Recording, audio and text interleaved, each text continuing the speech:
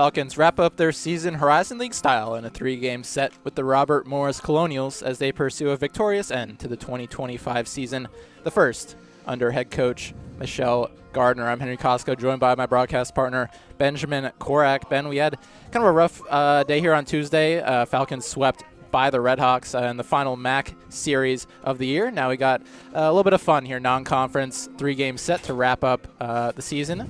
First year under head coach Michelle Gardner. How do you think the season has been, and what are you looking forward to in this game, Ben? Yeah, I think the season's been a success overall, especially when you compare it to last season. But I think Coach Gardner's been pretty steady in her idea that you still want to keep getting better. You shouldn't be satisfied with anything. And I know they're not going to be satisfied against Robert Morris. She said that when she talked to us after the Miami series earlier this week, which you mentioned was not the greatest series for them. But, you know, I think when we get into non-conference play in a lot of sports, you think maybe easier opponents sometimes, maybe way harder opponents. I think this is pretty even, or maybe a little bit better. I think this is a very good matchup for these two teams. It'll continue a very tough back-end schedule for Bowling Green. I think it's a real good opportunity to try and get some wins against a very, very good top team, and you got 3 games to do it. Yeah, you might think Bowling Green has the upper hand on paper, considering they're playing a Horizon League team. The Falcons 4-1 against other Horizon League opponents, but all of those are well below the standards compared to Robert Morris. Robert Morris 16-7 in Horizon League play, 26-15 overall. They'll be competing for a Horizon League championship coming up here in a week, and they'll be one of the favorites for that conference. Yeah, one of the only reasons they're not in first place was their last Horizon League series that they had, which was against Cleveland State. Cleveland State took 2 games out of that series and was able to climb into first place, got some games against Oakland too, so they're probably going to hold on to that spot. Oakland's not very good in the Horizon League, but you just look at the stats for Robert Morris. They're the number 1 offensive team in the Horizon League, far and away that best offensive team. A 314 average is over 20 points ahead of IU Indy, who's second. Their OPS is on team average, over 900, which is unbelievable offensively to have. Far and away the best offensive team. And then you look at their pitching as well. The second best pitching team, according to ERA. Some other stats back that up as well, that Cleveland State has a better pitching staff than you, but you have the lowest batting average against in 259, and that's been an aspect of the team for Bowling Green, which they've had pretty good power. They have not had great contact, so that kind of plays into the hands of the Colonials and being able to come away with a pretty good three-game sweep if they are able to get it done. They're a very good team. They field very well, they pitch very well, and their hitting is unbelievable. So BG's going to have all that they can handle against one of the top Horizon League teams, probably the best in my opinion. Yeah, Robert Morris up near the top or at the top of pretty much every offensive category, leading in batting average, slugging percentage, on-base percentage, home runs, tied for first, and RBIs and triples, first in runs and first in stolen bases and sacrifice flies. So they do a little bit of everything, and their pitching is no slouch either. We'll talk a little bit about senior pitcher Madison DeVault out of Dover, Ohio, going to be getting the start for Robert Morris. Talk a little bit about her, Ben. Yeah, first in ERA, second in games started, third in wins, also third in complete games, fourth in strikeouts, first in earned runs out of any pitcher that's pitched over 100 innings pitched in the Horizon League. She is certainly the ace. She's certainly a number 1 pitcher, certainly a top 3 pitcher in the Horizon League as well. She's been fantastic this season. Has had a little bit of a rough last couple of games compared to her stats on the season, but she's had 5 straight starts without a relief appearance. She's 2-3 during that time. Not a lot of luck. 2 of those losses coming against Cleveland State, but a 33 and a third innings pitched, 11 earned runs, 38 strikeouts to only 10 walks. She is fantastic. She's going to throw a gem almost every time, and I think is very comparable to some of the MAC pitchers we've seen. Maybe a step back, but still a formidable one that's going to be hucking the ball from the circle today for the Colonials. Yeah, DeVault not afraid of going deep in the games. 4 of her last 5 outings have been 7 innings or more. Last time out against Cleveland State, 7 innings of 1 earned ball, and then outing before that, another 7 1/3 with 2 earned runs against Cleveland State. And she's also coming off of a 7-inning shutout with 11 strikeouts. That was against Purdue Fort Wayne in a win on April 18th. So, she's been in the motive lately, and she's really been heating up these past couple weeks. Yeah, she certainly has. And just looking at this pitching staff still, you got 2 more very good options. Madeline Coleman being one that's got a lot of starts this season, 6 more than the third option for Robert Morris. She's been pretty good. A 4.2 ERA is comparable to some of the pitchers for Bowling Green. Caitlin Molatoris is another one that she's more out of the bullpen a lot of times, but that means that, you're going to have a starter in this first game for DeVault, who goes pretty much the entire game almost every time, those 13 complete games on the season. Coleman, as the second starter, doesn't really go that deep into games, but you have that real good arm out of the pen. So that's something to look for, especially tomorrow. We have a single game today, doubleheader tomorrow to be looking at those pitchers. Probably going to see a combination of all three. Doubt we see two today, but maybe if Bowling Green can get some runs on the board, you get the vault out of the game early. Yeah, as far as the Falcons go, pitching-wise, it's going to be Mackenzie Krafchick in the circle for them today. Last time out, two separate outings in both games against Miami on Wednesday. Combined across those outings, 6 2/3 innings pitched, 4 earned runs, but 10 total runs, so 6 of those being unearned. Didn't get a lot of help from her defensive friends out there in the field. No, she didn't. It's a theme across all of these pitchers over the last couple of games that they've really been struggling to find the zone. Krafchick has, Morgan Beckham has, Scarlett Anderson got a little bit better, but she has also struggled to find the zone. It's going to be something that they're going to look to do to get ahead in counts, stay up in counts, keep throwing strikes as much as you can. Their walk rate has gone through the roof the last couple of games as well. I think that's the main reason that they've been losing a lot of games. You know, Coach Gardner said it as well. You're against really good teams the last couple of weeks, and you can't be affording to give them outs, and that's what you're doing. Yeah. So Krafchick looking to pound the zone is something that that her and the relief pitchers, if we get them today, are going to be a big pressure point for them. Yeah, the Falcons need to get innings not just out of Krafchick, but out of the two freshmen, Morgan Beckham and Senior Marshall as well, who have had kind of a tough go past couple weeks, so naturally against tough opponents like OU, Central Michigan, Miami, and you'll need to see them get some innings if you want to see the Falcons have some success here in a 3-game series. Yeah, so they need wins. Like you're looking at a 9-game losing streak now, something like that. Coach Gardner, the team are looking like they're in a 10-game losing streak. They haven't stopped fighting, but they look like they're really desperate for a win. I think that's why we're seeing a lineup for Bowling Green that's majority with the same that we've seen the last couple. At this point in the season, being eliminated, maybe you'd get some freshmen some work, get some new faces. I think Gardner's really trying to chase that a couple of wins to end their season. I think that'd be a really nice touch on the season. I like the lineup. I like the way it's been working. Tough MAC teams are different than tough Horizon League teams, so I think this is a very good opportunity for them to get back in the win column before they end their season on Saturday. Yeah, well, enough pitching talk. Let's talk a little bit about some standout offensive Falcons that they had on Tuesday. Hannah Hunt earned her first home run, her third on the year since March 7th. That was in Game 1. On Wednesday, she was 1 for 6 with 2 RBIs over the weekend. Addie Martin as well had her first multi-hit game since April 12th, went 2 for 6 with 2 RBIs and a run on Wednesday. Yeah, I think we're getting to the point in the season, especially for the better teams, that Addie Martin especially, we're seeing a downturn from her a little bit. I think it's mainly because there hasn't been that much success in the rest of the order. Hunt, Martin, and Barrett. Martin's definitely the more dangerous, and you keep seeing them pitch to Hannah Hunt, not pitch so much to Addie Martin. She's had the tougher go, has had a lot of strikeouts lately as well. I think she's going to be a big one to look for today, also, especially considering Robert Morris does not have maybe the scouting report that a MAC team would. Maybe, she's fallen down a little bit in the MAC rankings. She's probably about the 20th ranked hitter in batting average, OPS, something like that. So I think she's going to have a big day today. I really like Kendall Matthews in these situations as well. I think she swings great. She's got a lot of power, and the wind is not blowing too much today. So I think that really plays into her hands as well. Overall, a pretty good lineup for Bowling Green. Also like to see Delaney Davis in that 9-hole.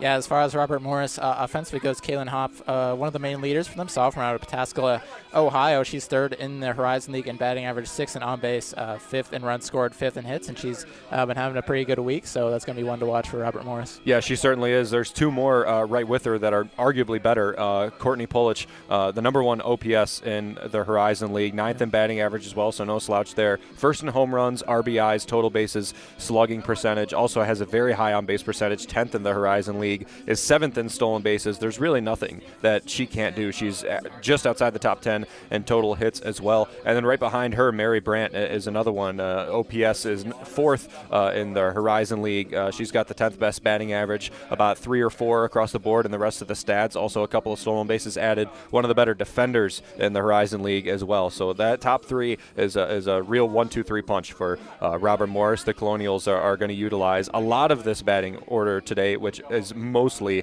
if not all, hitting above 300 or contributes very highly in some way. Again, we mentioned that plus 900 OPS on average in the season. Yeah, just one more player to watch. Rounding out those top 4 hitters that'll be in the Robert Morris lineup is senior Anna Resnick, who's hitting in the 2-hole out of Elizabeth Forward High School, All Horizon League second team in 2024. She's had a pretty good follow-up year in her senior year, 8th in the Horizon League in on-base percentage, 9th in OPS, 2nd in runs scored, and 6th in RBI, so she'll be another one to watch for the Colonials. But we will step aside real quick, and we'll get back with you after the anthem. We'll talk you through the lineups, and we'll get you to the opening pitch here. This is BGSU Softball on WBGU 88.1 FM.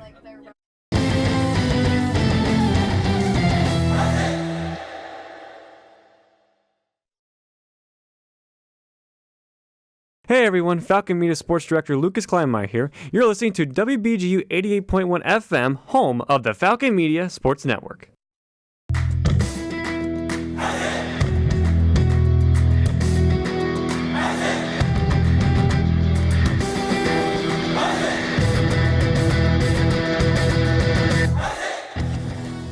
BGSU Softball heads to South Bend, Indiana to battle the Notre Dame Fighting Irish on Thursday, May 1st at 5:30 p.m. Falcon Media Sports Network's Ben Korak will have a recap of the game on bgfalconmedia.com.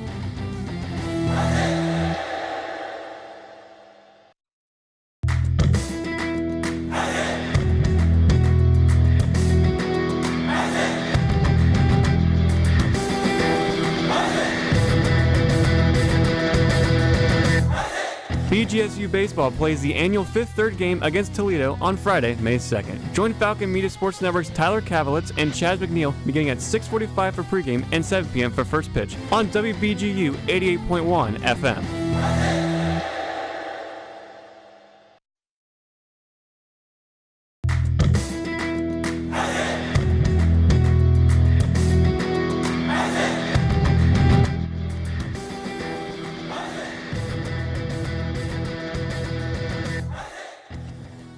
BG Women's Track and Field heads to Akron for the Northeast Ohio Open on Thursday, May 8th and Friday, May 9th. Falcon Media Sports Network's Foster Ostai will have the recap for the event on bgfalconmedia.com.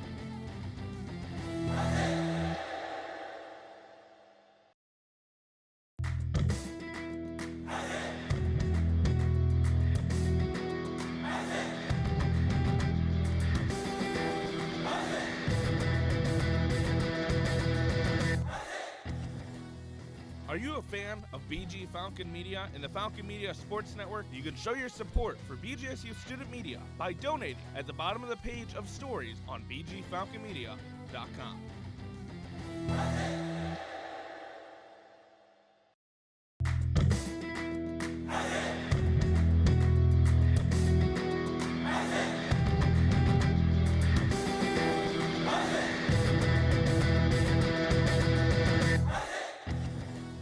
BG Women's Track and Field heads to Columbus, Ohio for the Jesse Owens Classic on Friday, May 2nd and Saturday, May 3rd. Check out the recap of the event by Falcon Media Sport Network's Artie Abrego on bgfalconmedia.com.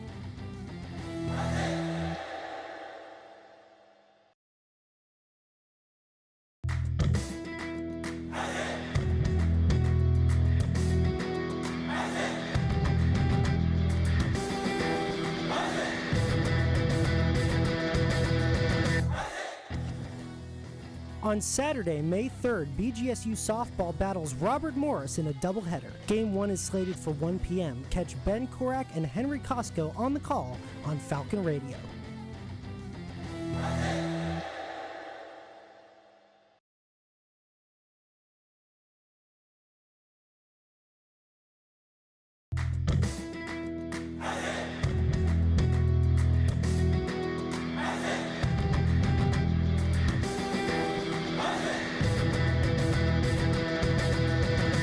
The MAC Baseball Tournament will take place from May 21st through May 24th in Avon, Ohio. Falcon Media Sports Network's Tyler Kavalitz and Chaz McNeil will have a call of every BGSU game while also providing coverage for every game on the BG_FMSN account on Twitter X. Welcome back to Meser Field.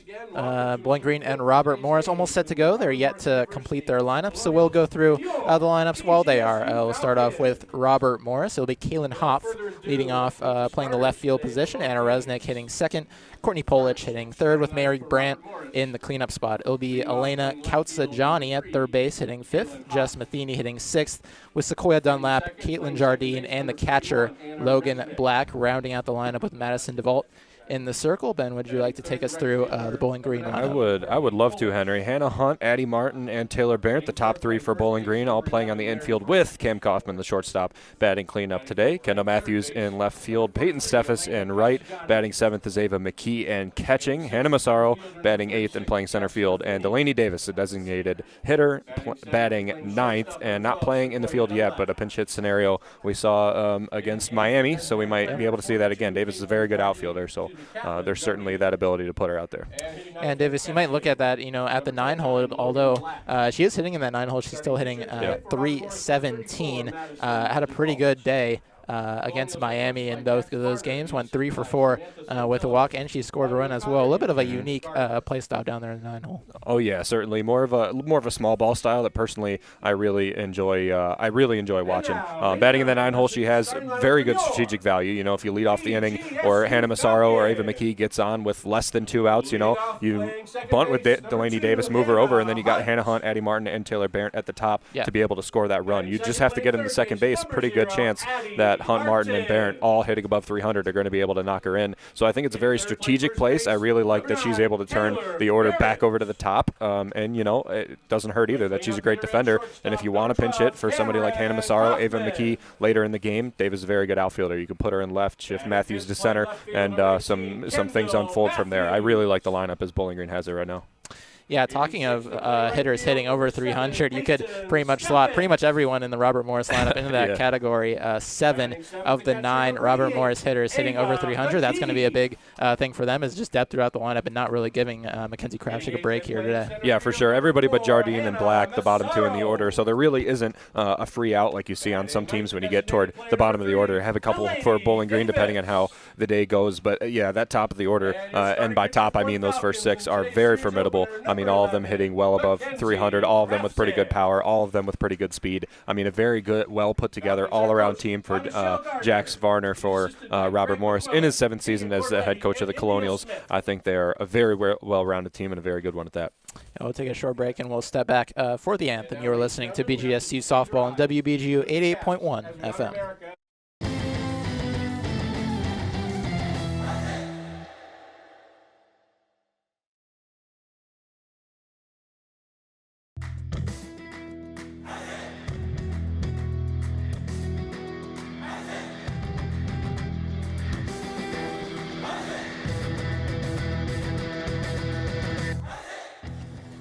Ever wanted to hear what a BGSU coach or player says after a game? Head over to the BG Falcon Media YouTube channel to watch post-game press conferences for all BGSU home volleyball, soccer, football, hockey, and basketball games.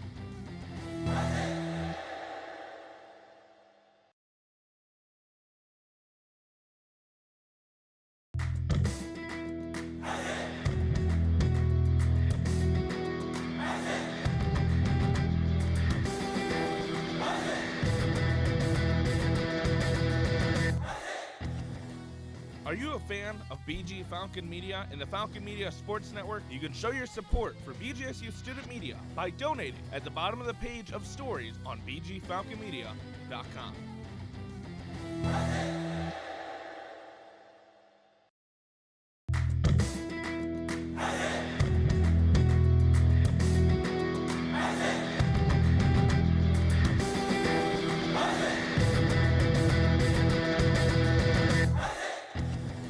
BGSU Baseball starts a 3-game series against Northern Illinois on Thursday, May 15th. Falcon Media Sports Network's Tyler Kavelitz and Chaz McNeil will call the game starting at 2:45 on Falcon Radio.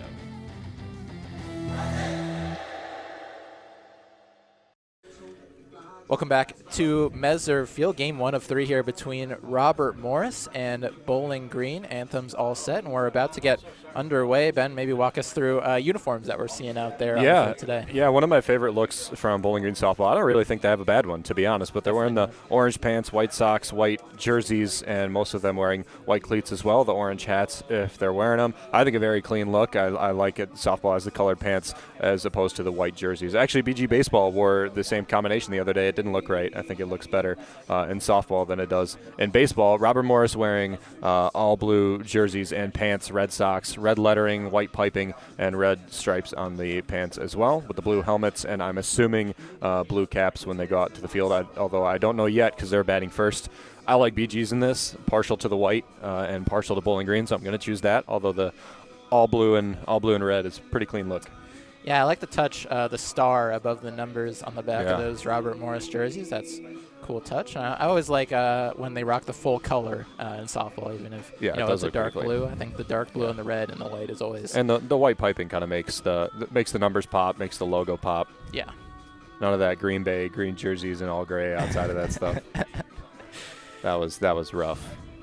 Yeah, I mean, this might be the look of the Horizon League for sure, but we're all set to go. Kaylin Hoff is going to lead off for the Colonials, and Resnick on deck with Courtney Polich in the hole, and we are underway. Ball outside from Mackenzie Krafschick. Yeah, Hoff approaching 400 with her batting average on the season, 5th in hits in the Horizon League. Not too much compared to the rest of the team. When you look at OPS, she's ranked 6th in on-base percentage. A lot of singles coming from her. I'd liken her to Taylor Barrett from Bowling Green and how she likes to play, and you see that with the infield as well, the corners playing in. Yeah, another ball outside for ball 2 from Krafschick. Hoff multi-hit games in 4 of her last 5, 3 for 3 and 3 for 4. Against Cleveland State, ahead of an 0 for 4 game in game 1 of that series, and then 2 for 3 and 3 for 3 in both games against Mercyhurst. 3-0 count now after Krafschick leaves that one away, and facing bunt, we're going to see if she can keep this hitter at the plate, and she will. 3-1 count. Yeah, we mentioned that in the pregame, falling behind in counts and count trouble and walks being the bane of this pitching staff the last 2 weeks or so, and we're seeing it early in this game. Hopefully it's something that Krafschick is just working through being cold a little bit. That one's grounded to third. Addie Martin playing in is going to have no trouble sending that one over to Taylor Barrett for out number 1, and Krafschick gets through Hop with no trouble at all. Yeah, she put 2 in the zone there, got a good ground ball on it too, maybe an off-speed, left it away, and Kopp was trying to take it away. You also know on a more contact batter that you can leave it in the zone. Chances are it's not going to be crushed contact. You can leave it in the zone on a 3-1 count. She probably won't leave the infield in the air. And Resnick is going to get hit right on the elbow. That one high and in on her. Didn't even get to see a pitch before she gets to trot to first base. So runner on, one out. It's going to be Courtney Polich coming up for the Colonials. Yeah, that's her 6th hit by pitch of the season, actually 7th in the Horizon League coming into today's game. She's one of the higher on-base percentages on the team as well. Didn't know if it got her at first, but she knew immediately. So takes the trot down to first. 4 for 4 on stolen bases on the year. She'll be one to watch out there. That one's lined into the gap in right center field, and Peyton Steffes lays out for an unbelievable catch in right center field as she high-fives Hannah Massaro and have a hug out there in outfield. The well-deserved one, Peyton Steffes. What a catch. Yeah, put a star next to that one. What a play for her. I wish we had advanced metrics in college softball because that would have added to her run-saving value. That's at least 2 bags for the hitter and maybe a run off of the board for Bowling Green. What a grab. Yeah, I would think the catch probability probably under 15% on that, but you see the speed that Steffes has on display with that play. Up steps Mary Brandt now with 1 on and 2 out. She's going to bounce that one off her foot and catch it. Bounces right back up to her. Is she allowed to do that? I didn't even know she was allowed to catch it. I mean, if it's a foul ball twice, I guess. Yeah, that's true, I guess. Yeah. As soon as it hits you, it's out of play. Mary Brandt having a fantastic freshman year out of Poland, Ohio. Attended Poland Seminary High School. There's the 0-1. Off speed, that one's lifted into foul play in right field, and that's going to get over the fence almost right in front of the dog out there with one of the Robert Morris fans. Beautiful pitch right there, too. You could really see Brandt's front foot got down really early, and her timing was way off. It was a good fight to foul it out of play, but a very good pitch selection here from Krafschick. I'd like to see her go back to it right here. Yeah, 0-2 count. Change her up. You can waste a pitch. Pitch, and that one's going to be low and outside, just barely missed for ball 1. I kind of like the look. Speed it up after she slowed it down in the second pitch. Yeah, that was a good spot. It looked like Brandt was looking for it, but it was pretty far outside. A good take from Brandt. Here's the 1-2. That one's going to be in the zone, but fouled off. Another fastball. She was very late on it. Got it right by her. And we don't see that a lot from Mackenzie Krafschick either. We see that some from Morgan Beckham, some from Scarlett Anderson blowing by batters, but right there, we saw Kraftsik being able to do it. That's big for her to be able to limit contact and get some power in there as well. A Kraftsik finesse pitcher likes to stay low in the zone as that one's low and way outside for ball 2. She's really throwing hard today. Yeah, Harder it than seems I've like seen her it. throw in a while. Last series of the year, want to let it all hang out. Yeah, leave it out there. Here's the 2-2 trying to get out of top of the first unscathed. That one's going to be inside, and another one off the foot of Mary Brandt. Second one she's worn in this at-bat. That was another one that the fastball almost beat Brandt. And it did earlier in that bat, did right there. And she was lucky to foul it off. That's 3 pitches like that she was lucky to get a barrel on. Here's the 2-2. That one's going to be lined right into center field. Massaro has to come in a little bit, but not too much trouble. And Mackenzie Kraftsik gets out of the first inning unscathed. You are listening to BGSU Softball on WBGU 88.1 FM.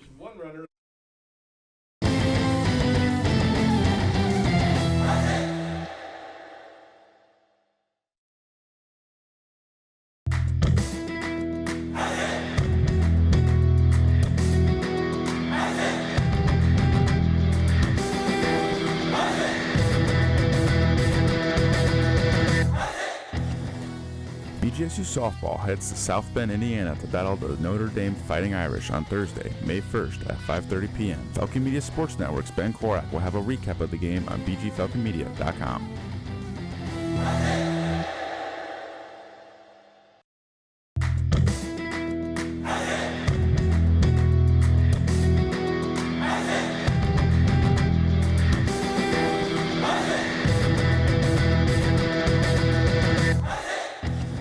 Did you know Falcon Media Sports Network has video highlights of BGSU athletic events? To see all the moments from your favorite BGSU teams and athletes, head over to the BG Falcon Media YouTube channel or view them on bgfalconmedia.com. Welcome back to Messer Field. Your score is 0-0 as BG looking to get their first time up at the plate. It's going to be Hannah Hunt, Addie Martin, and Taylor Barron facing off against Madison DeVault, starting pitcher for the Colonials, 2.63 ERA in 20 starts and 21 appearances, 111 and 2/3 innings pitched. She's had a pretty good year so far for the Colonials, Ben. Yeah, she certainly has. One of the better pitchers in the Horizon League. I'd say very comparable, as I mentioned in the pregame, to some of the pitchers that Bowling Green's seen this season. Maybe a little bit easier, but it'll be another good test for them as they've struggled against top pitchers in the MAC. We'll see how they're able to do against top pitcher in the Horizon League. Second baseman Hannah Hunt steps up. Rare power weekend for her. Yeah. Her lone hit was her first home run since March 7th. She swings and misses big cut on strike 1. Yeah, last 4 games she's got 2 doubles and a home run after going quite a while where she didn't have much power. Before that, it was April 12th against Western Michigan, the last time she had an extra base hit. So nice to see her not only put some hits together, but get some extra bags out of them too. That one's going to be a line just fair down the right field line, and she's going to turn 2, and I think she'll make it pretty easily, sliding in head first for a leadoff double, 13th of the year for Hannah Hunt. Third double in 5 games for her as well. That comes in the leadoff spot. That's a good way to get out ahead of Duval and bring up your best hitter in the lineup with a runner on second base already in scoring position. You haven't even recorded an out yet. Good swing, taking it the other way as well.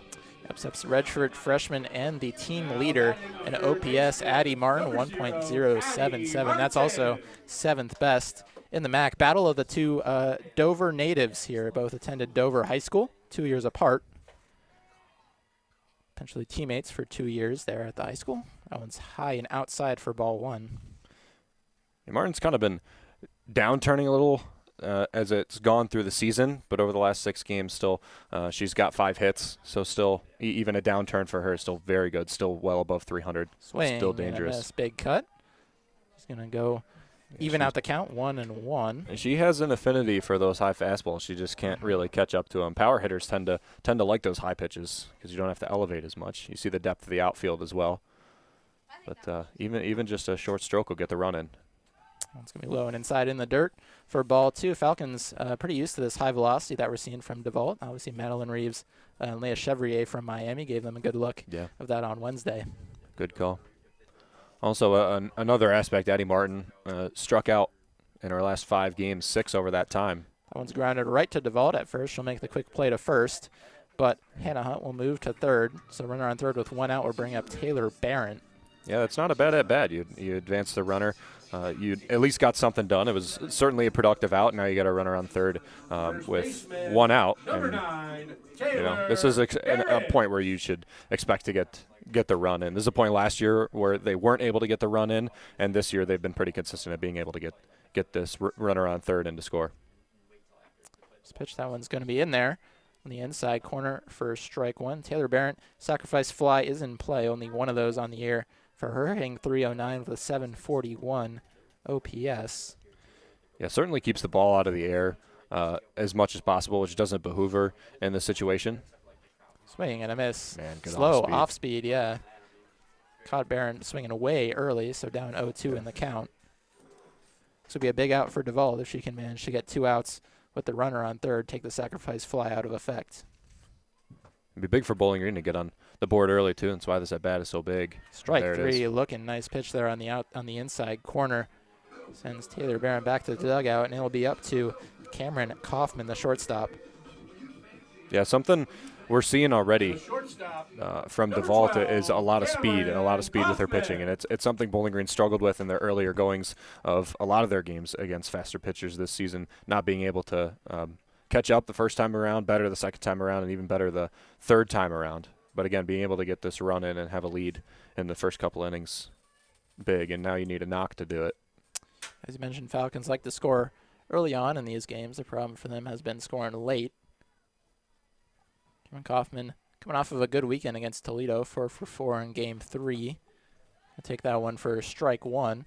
Duvall really painting that inside corner here early on. Yeah, that's kind of been the place pitchers like to throw Cam Kaufman, even during this hot stretch that she's had hits in 7 of her last 8. In those last 8 games, 12 for 27, 4 runs, 3 RBIs, stolen base, and a walk, a couple extra base hits as well. As she fouls that one back into the netting, hit each in both of the games against Miami. That 4 for 4 was in Game 2 against Toledo, and she was also 2 for 4 in the 2 games before that, Game 3 against Central Michigan and Game 1 against the Rockets. Yeah, 8 hits in the last 5 games she's played. That's 2 straight series.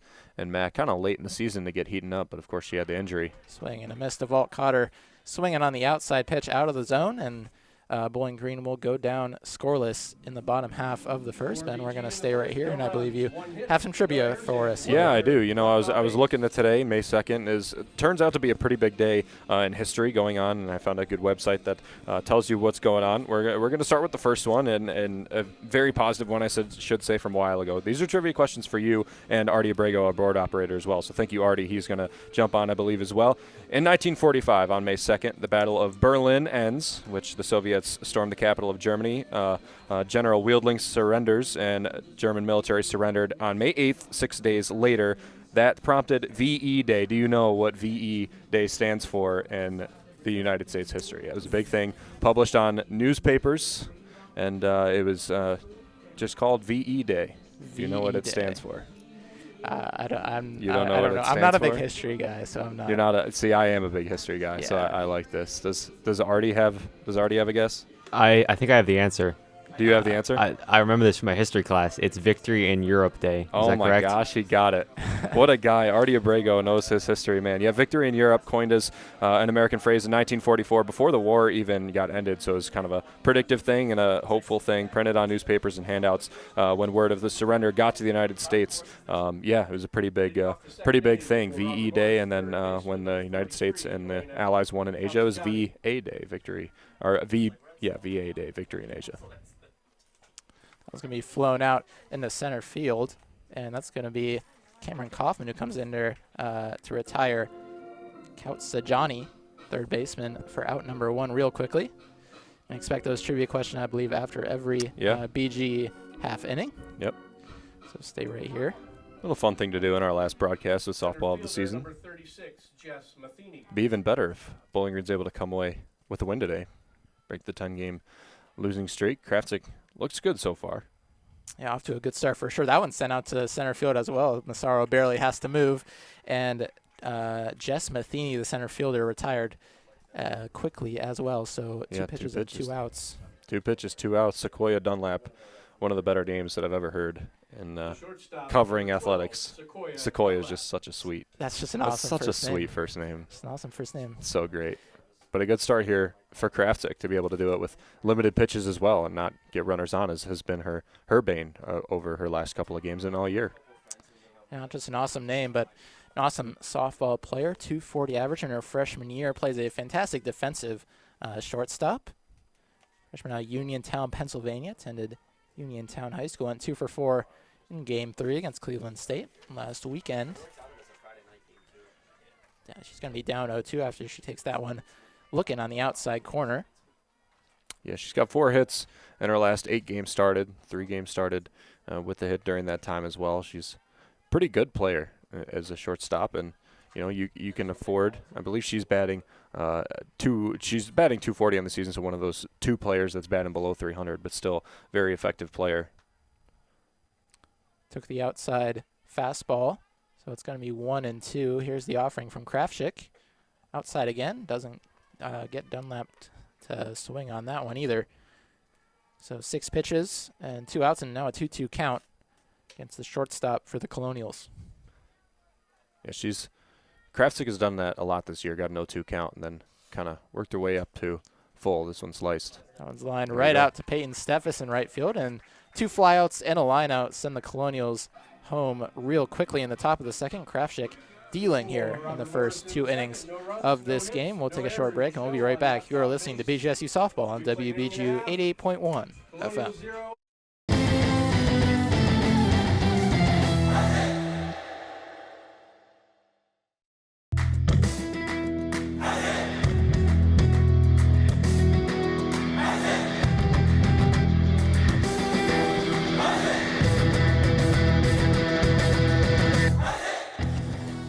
BGSU Baseball returns home to host Notre Dame at Stellar Field on Sunday, May 11th. Falcon Media Sports Network's Tyler Kavlitz and Chaz McNeil will call the game beginning at 2:45 for pregame and 3 p.m. for first pitch on Falcon Radio.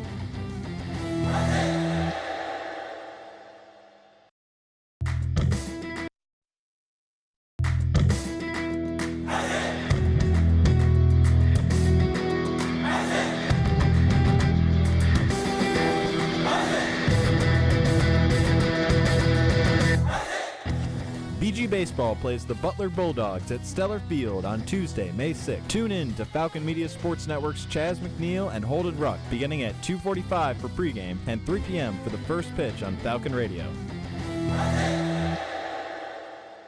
Welcome back to Messer Field, bottom of the second.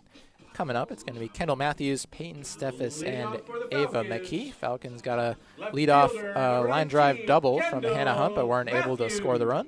So they went 1-2-3 after that with 2 strikeouts from Barron and Kaufman.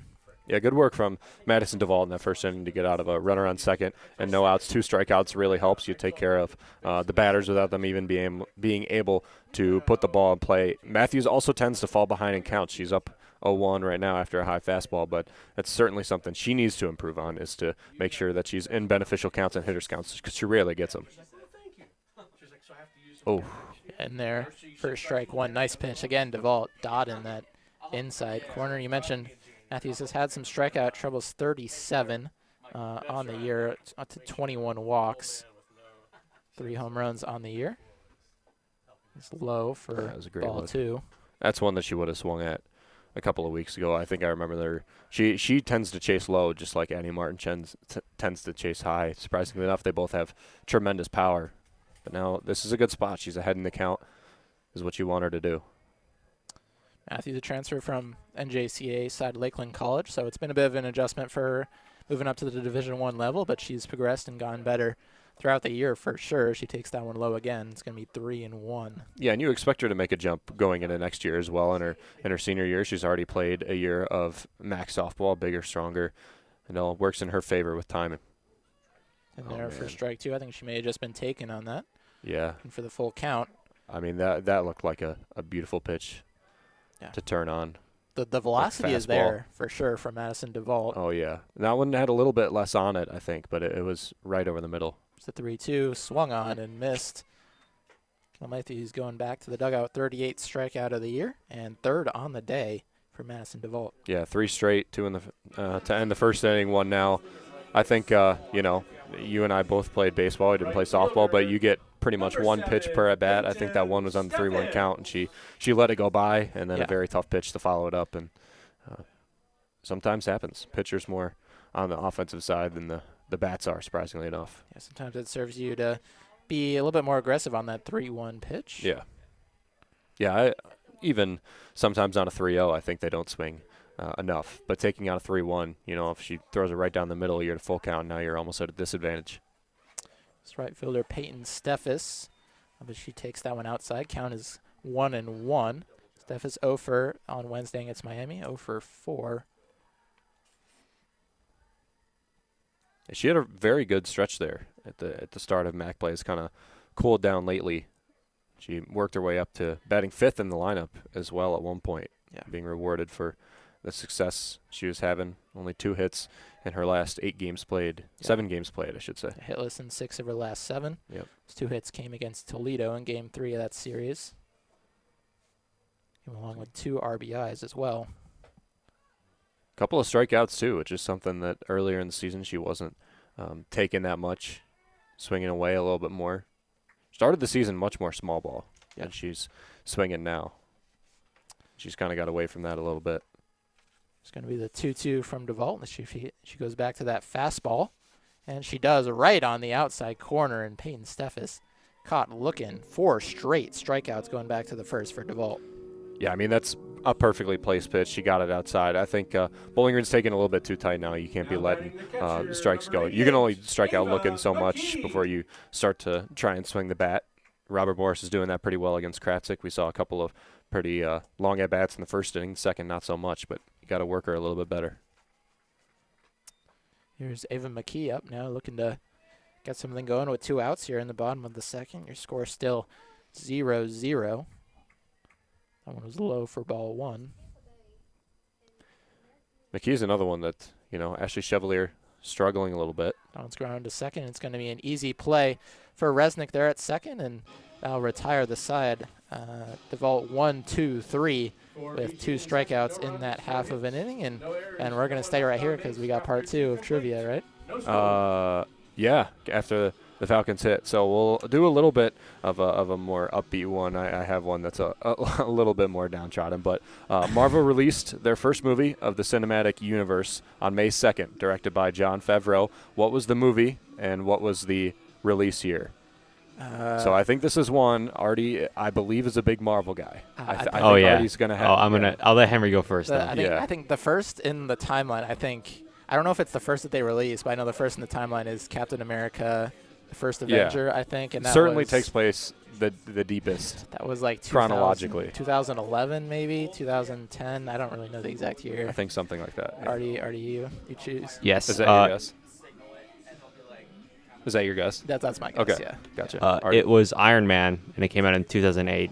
Iron Man. Oh my gosh. Oh, yeah. Artie just continues to nail it. Yeah, Iron Man in 2008 premiered in Sydney, Australia on April 14th, actually, but then released in the United States on May 2nd. Grossed $585 million. Was the 6th highest grossing film that year, actually, at $585 million. Wow. 6th highest grossing, which is amazing to me. Also weird that they premiered it in Sydney. I think that's a little bit weird. Almost like a full month, before it actually premiered in the United States. But yeah, good pull, Artie. We should check the camera footage, see if he's got his phone out. I don't think he'd have to look it up. Artie's a pretty good. Yeah, he's a Marvel ball knower. Yeah. Designated player number 42. So it's going to be Jardine Black, and back to the top of the lineup with Kaylin Hopp for the Colonials. There's it's going to be strike 1 as that one's fouled into foul play. Off the light pole over there by the bleachers past the right field fence. Yeah, always nice to see a 1-2-3 inning, but even more impressive from Kratzik Day in the circle for Bowling Green is how well she's controlled the tempo. Not everything has really flown through her. The only base runner Robert Morris has had is on a hit by pitch that is controlled by Kratzik. So she's really done a very good job of controlling the pace of play so far, controlling the lineup as much as she can, and that's a tough feat considering, 7 of the 9 are above 300 in batting average. Here's the 1-1 to Jardine. That one's going to be in there on the inside corner. So Jardine down 1-2. Krafchik's, when she's on, not really a big strikeout pitcher, but when she's on, she can get that weak contact consistently and get out of these innings quickly, just like she did in the top of the second. Here's the 1-2. That one's flown out into left field. Shouldn't be too much trouble for Kendall Matthews, and it won't be. She catches it right near the left field foul line for 1 out on top of the third. Yeah, mid-sized fly ball. That was another one that was way inside. Jardine really had to pull her hands in to get it. In weak contact, although it traveled in the air in a decently long way. Really like that pitch from Kraftsik. She's using that little cut fastball quite well, taking a little bit of velocity off of it, but it's got some movement. It's tough to barrel up. Here's the senior catcher, Logan Black. She's going to swing and miss on strike 1. Enters the game on a 4-game hit streak. Senior from Gilbertsville, Pennsylvania, attended Boyertown Area High School. And that another pitch right there that just cut away from the right-handed hitter. Very effective pitch when used properly. There's another one, but she missed. And just outside for ball 1. Black having a pretty good year, even though she's at the 9 hole, still hitting right at 300 in 90 at-bats, 378 slug, and a 366 OPS. It's going to be grounded to Addie Martin. Takes a little bit of weird bounce. Has to take a step back, but we'll send it over to Taylor Barrett. No trouble for out number 2. Yeah, Logan Black still trying to continue her 4-game hit streak that she's got 6-11 during that time. Is not going to get one there. Addie Martin just such a solid fielder. You expect her to make those plays, and maybe the best thing that I've seen from her all year. The most promising is last game. She had a bad play, a throw over to second base, and then was pretty confident the rest of the time. Made the plays that she needed to, instead of falling apart. It's a good thing to see from a young infielder. Hoff grounds that one to Cameron Kaufman at short, and another quick inning for Mackenzie Kraftsik. Scoreless through 2.5. We'll go to break. You're listening to BGSU Softball on WBGU 88.1 FM.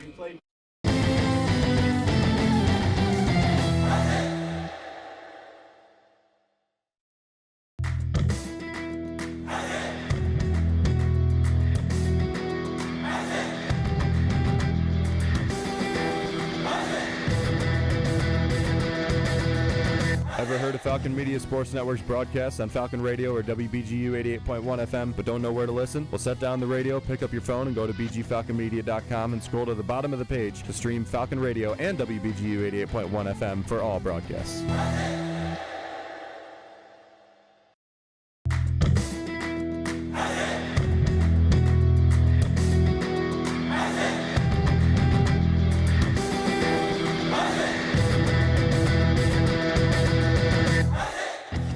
Falcon Baseball stays in South Bend to battle Notre Dame on Saturday, May 10th. Join Falcon Media Sports Network's Tyler Kavlitz and Chaz McNeil beginning at 1:45 for pregame and 2 p.m. for first pitch on Falcon Radio.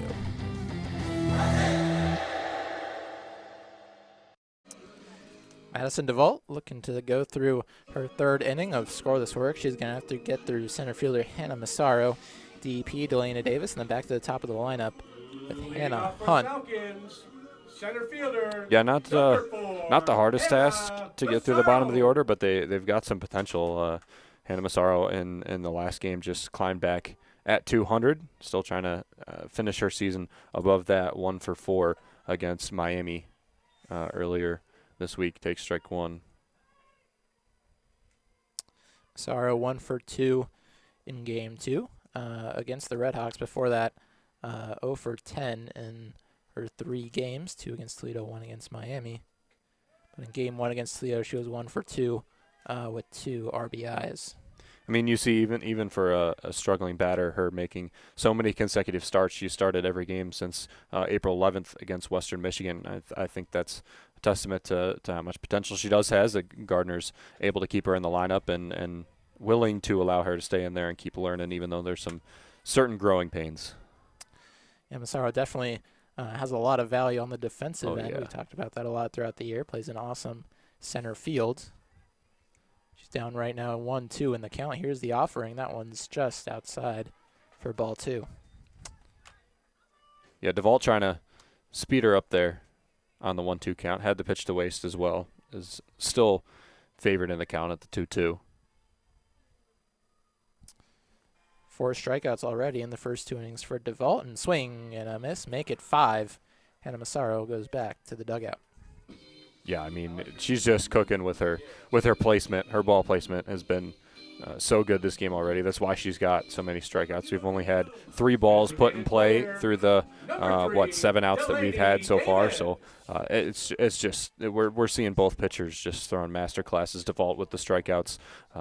Kraftsick able to do it with allowing balls in play, but weak contact, and it's great to see a pitching masterclass from both sides. Up steps the slap hitter Delaney Davis. See the corner infielders playing a little bit in, not as in as I think the Miami defenders were playing her in that series. Yeah, Davis certainly more effective with runners on base, which is why you hope. That's why you have her in the 9 hole, so that if Massaro and McKee get on, 1 out, no outs, something like that, she's very effective in moving the runner over and can beat out her bunts and her slaps every once in a while and get on base clean. She's just got so much value doing that. Yeah, Davis, very disciplined at the plate, knows which is her pitch. She takes that one just low and outside. Not afraid to, send the ball where she wants with that kind of slap hit approach. You have a lot more control over where you send the ball. We've seen her, especially a lot of her success on Wednesday was just putting it into gaps where Miami wasn't. 2-1, lays down the button there. It's going to be Casagiani who's just going to make the throw in time to first and retire Delaney Davis. Good play by the third baseman. Yeah, Casagiani really got in there fast. She read it perfectly. As soon as Davis flashed it around, she was crashing in, made a strong throw over to first, and a good stretch by Brandt to put it away. Still a pretty good bunt by Delaney Davis. Not her best, but good play all around. It's going to be Hannah Hunt with 2 outs here in the third. Of course, had that line drive double to lead off the bottom of the first. That one skied out to center field for Matheny. Not going to be any trouble, and man, we're flying through these first 3 innings already. 3 full to the top of the fourth. It's going to be Anna Resnick, Courtney Pulich, and Mary Brandt. Resnick steps up, and she's going to take strike 1 on the outside corner, hit by a pitch in her first at-bat. Already makes it more pitches than she did in her first at-bat, hit in her first. Yeah, I mean, this is the tough part of the order for Kraftsick. This is the real test for her to get through these 3 batters or a little bit more. Even if you get through 4 batters in this inning, that would be impressive. Kopf batting leadoff is she's got some great batting average. She gets on base a lot, but a lot of singles. This is the OPS row for Robert Morris. So these are the ones to get. Oh, just low for ball 2. 2-1 to Resnick. Yeah, I mean, batting averages of these 2, 3, 4 hitters, 342, 349, 344. Hard to argue with that. Here's the 2-1 from Kraftsick. Inside. Caught the plate for strike 2 right on the corner. Yeah, I don't know about that. It did bend it a little bit at the end. It looks like the pitching approach here is going inside to Resnick. Resnick tried to sell it by pulling her knees in. Here's the 2-2, and that one's going to be laced into center field. Caught the off speed, and Massaro is going to have to field it on a hop. So leadoff single for Anna Resnick, hit number 42 on the year. Yeah, did a good job of pulling her hands inside on an off speed that was kind of bending over the middle of the plate. Got ahead of it early and kept it low enough to keep it in front of the outfielder, Hannah Massaro, who's playing deep, and now she's going to play even deeper with Courtney Pulich stepping up to the plate, arguably the best hitter in the Horizon League. Based on everything I've seen, probably the best hitter in the Horizon League. Flew out to the right fielder on a great play by Peyton Steffes in the first. Yeah, a red-hot hitter enters on a 3-game hit streak after hits in each of the 3 games against Cleveland State. It's going to be 1-0 after a ball outside. Yeah, 3-game hit streak during that time. 5 for 12, 3 RBIs, 2 runs, a couple of extra base hits. Right to Hannah Hunt. She's going to fire it back to first, but Resnick gets back just in time, has to dive head first. That's going to be 1 out. A little bit lucky on the direction of that line drive. Well hit ball by Pulich. Yeah, very hard contact, but right at Hannah Hunt. How many have we seen this year that have gone inches over the glove of Hannah Hunt over there at second base, especially when Kraftsick is pitching into contact as well as she does. But now you got double play in order with 1 out, runner on first. That's not the fastest. Mary Brandt at the plate. Here's the breakout freshman Brandt. Takes that one just high for ball 1. Big at bat here, trying to get this out. 1 on, 1 out. Seems like we're going to have a bit of a pitcher's duel. We already have had that through 3 innings. Oh, I'm here for it, man. Love pitchers duels, low-scoring games. Some of the most entertaining. Brandt showing bunt, pulls it back and slaps that one into foul play. Steph is all the way to the fence. That one gets just over. Looked like it had a chance to stay and play off of the bat, but the wind's blowing left field to right field at Missouri Field today, which we haven't talked about the weather actually almost at all. We haven't had to. It's been a very nice day. It's been beautiful. It was on Wednesday as well, and it is today. Hopefully tomorrow, although it doesn't look like rain it might in the be. Forecast, but it seems like it's going to clear up in time to get at least one of the 2 games in tomorrow. Yeah, temperature nice, sunny 75, about ideal conditions. I mean, you literally cannot ask for better. A little bit of wind, but yeah, a little bit hot in the press box, but yeah, we were out of the wind a couple weeks ago, so we'll take it. Yeah, this is the karma for getting out of those windy OU games, 40-mile-per-hour winds. Of course, no winds up here. Hold on to your hat. So it's going to be 3-1 to Brandt. Runner on first, 1 out. One's inside, and Brandt is going to head to first base. Walk number 12 on the air, so it's going to be 2 on and 1 out. Double play still in play for Kautzajani.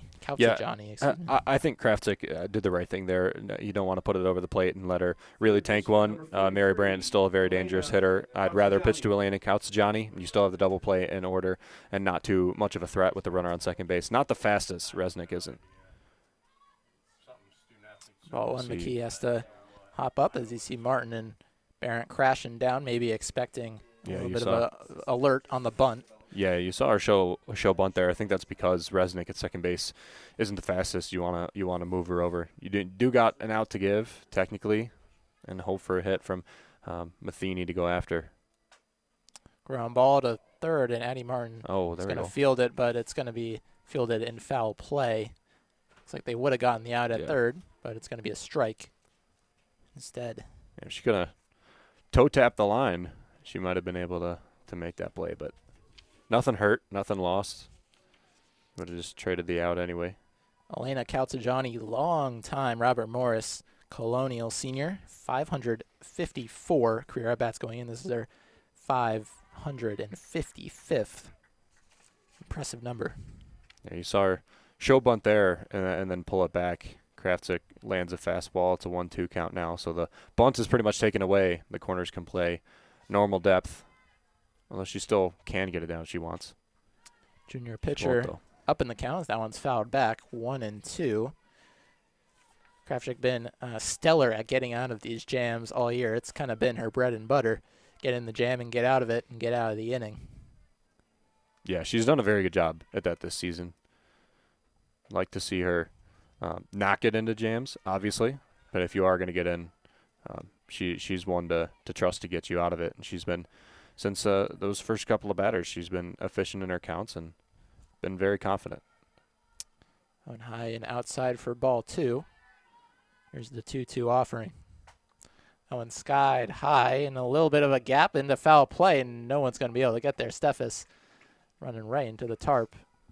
Wasn't quite able to make the play. You saw Hunt, Barron, and Steffes all crashing on that one. That's actually okay that fell in because the runner on second would have tagged, advanced to third base. Now you've got a chance for Kraftic to get the out. Yeah. Maybe a force, maybe a double play. There's more benefit here by letting that ball drop. Obviously, you don't want them to give anything but 100% on every play. Yeah, we'll make that judgment after we see the result of this full at-bat. Here's the 2-2 again. That one's lined right to Addie Martin, and he's going to send it to first, but Brandt will be all good at first. So that's already 3 hard hit balls in this inning, but 2 of them outs. Just unlucky knocks for these Colonials. Yeah, 2 unlucky outcomes for Kautzajani. Flew out in her first at-bat and then lined out to third in her second. So it's going to be up to Jess Matheny, the senior center fielder, in 3-0-3 on the year to knock one in for the Colonials and break the stalemate. That one's lined into the gap right in front of Payne Steffes in right field. Rounding third is Resnick, and they're going to get on the board with that one. RBI single for Matheny. Yeah, it's looking like they've really got a beat on Kraftic now after seeing her one time through the order. Runners at the corners now with 2 outs. As we mentioned, the 2 outs that have been recorded in this inning, both hard hit balls, 1 to second base, 1 to third base. So maybe you take a look at what's going on with Kraftsick, where she's missing, try and make an adjustment, and if not, you do have Morgan Beckham in the bullpen right now. First and third, 2 outs. Sequoia Dunlap steps up, lined out to right in her first at-bat. 1-0 count to her after that one's outside for ball 1. Yeah, 2 for 4, and our last game started against Cleveland State. RBI, 2 runs, and a double. Pretty productive day for her. 4 hits in her last 8 games started, so pretty solid. Still batting below 300 on the year. That one's foul back, so Matheny stole second on that play. No throw from McKee. So it's going to be runners on second and third with 2 outs. Line drive in the outfield could potentially score 2 now for the Colonials. Yeah, you got to do some damage control if you're Kraftsick here. Throw it low, keep it on the ground if you can. There you go. It's going to be grounded to short. Cameron Kaufman will throw wide to first. Barron wasn't able to keep her foot on the base, though she did make the catch. And that's going to score a run. Costly error from Cameron Kaufman. That makes it a 2-0 Robert Morris lead. Yeah, kind of sad that you have to rule that as an error, because I still don't think it was that bad of a throw. Chance that Taylor Barrett still had her foot on the bag when she made the catch. It was a good play just to stop it. She saved her run by doing that as well. But again, that was good work by Kraftsick to get that ground ball on cue. Technically get you out of the inning. Here's the designated player, Caitlin Jardine. Watch for Dunlap to steal second, and she's going to steal, and they throw over, and that's going to allow a runner on third to score as Matheny crosses the plate. Yeah, it's going to be an now. Error on McKee. I think she just overthrew.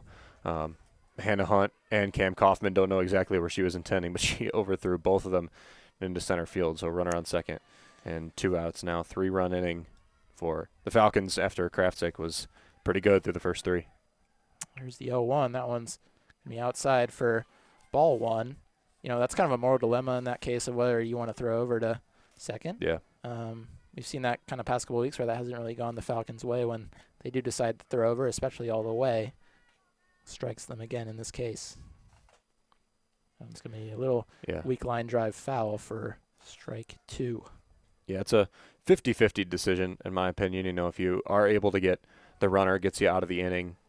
But if you're not able to get the runner, it's second and third, and a hit really breaks open the game. You already had 2 runs at that point. Make it a 4-run game against a pitcher that's dealing too in DeVault. Yeah, she did. 1-2 to Jardine. Yes, she did. Yeah, check swing. Appealed to the second base umpire, and they called that one a swing. So Kraftsick will get out of the inning, but not before Robert Morris puts up 3 on the Falcons. Your score 3-0 through the through 3.5 innings. You are listening to BGSU Softball on WBGU 88.1 FM.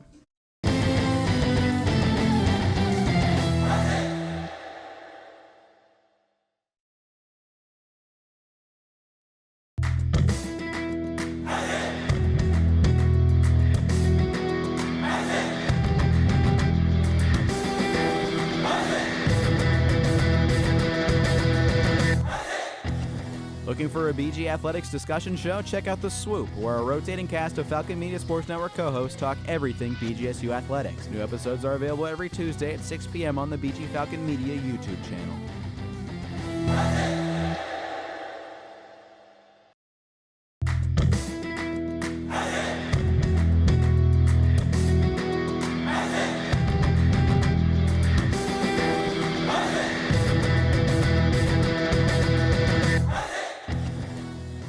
BGSU Baseball finishes off a 3-game series against Toledo on Sunday, May 4th. Join Falcon Media Sports Network, Tyler Kavlitz, and Kaden Knapp on the call starting at 1 p.m. for first pitch on WBGU 88.1 FM.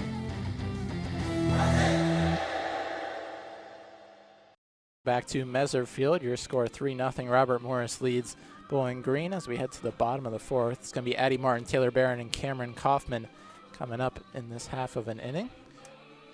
Yeah, the strong part of the Falcon order, too, just like we saw the strong part of the Colonial order as well. We'll see if the second time through the lineup they're able to do a little bit better against DeVault than they did in the first.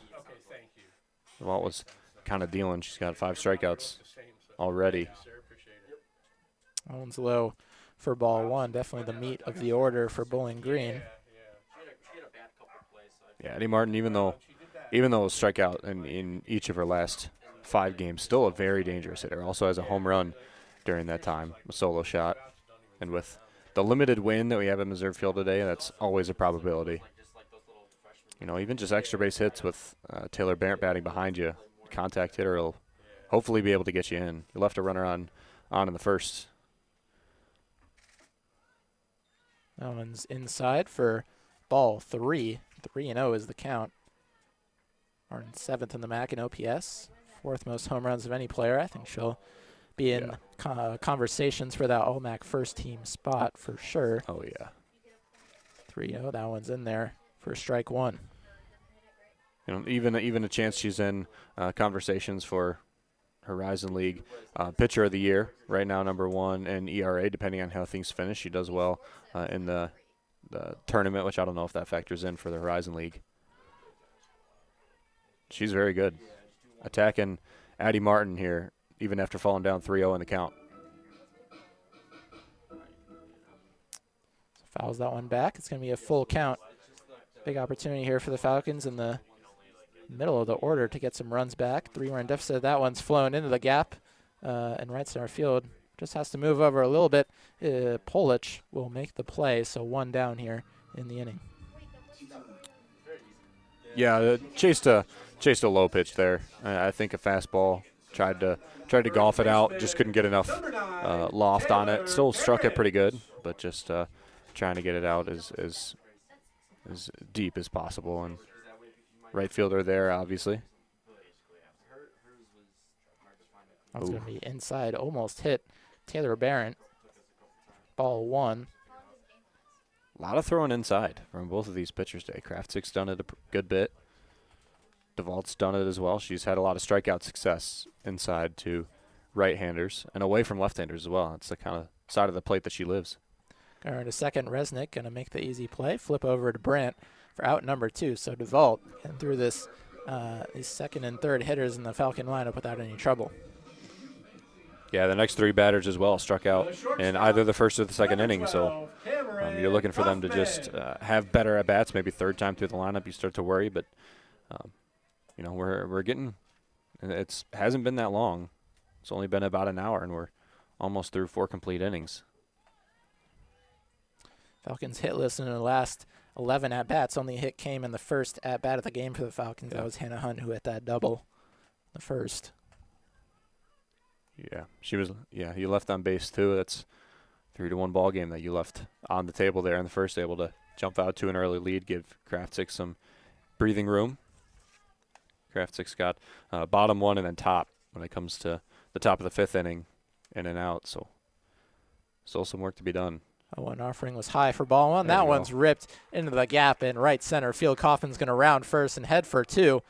She's going to reach safely standing up. Cameron Kaufman continues her hot streak with a double there with 2 outs in the 4th.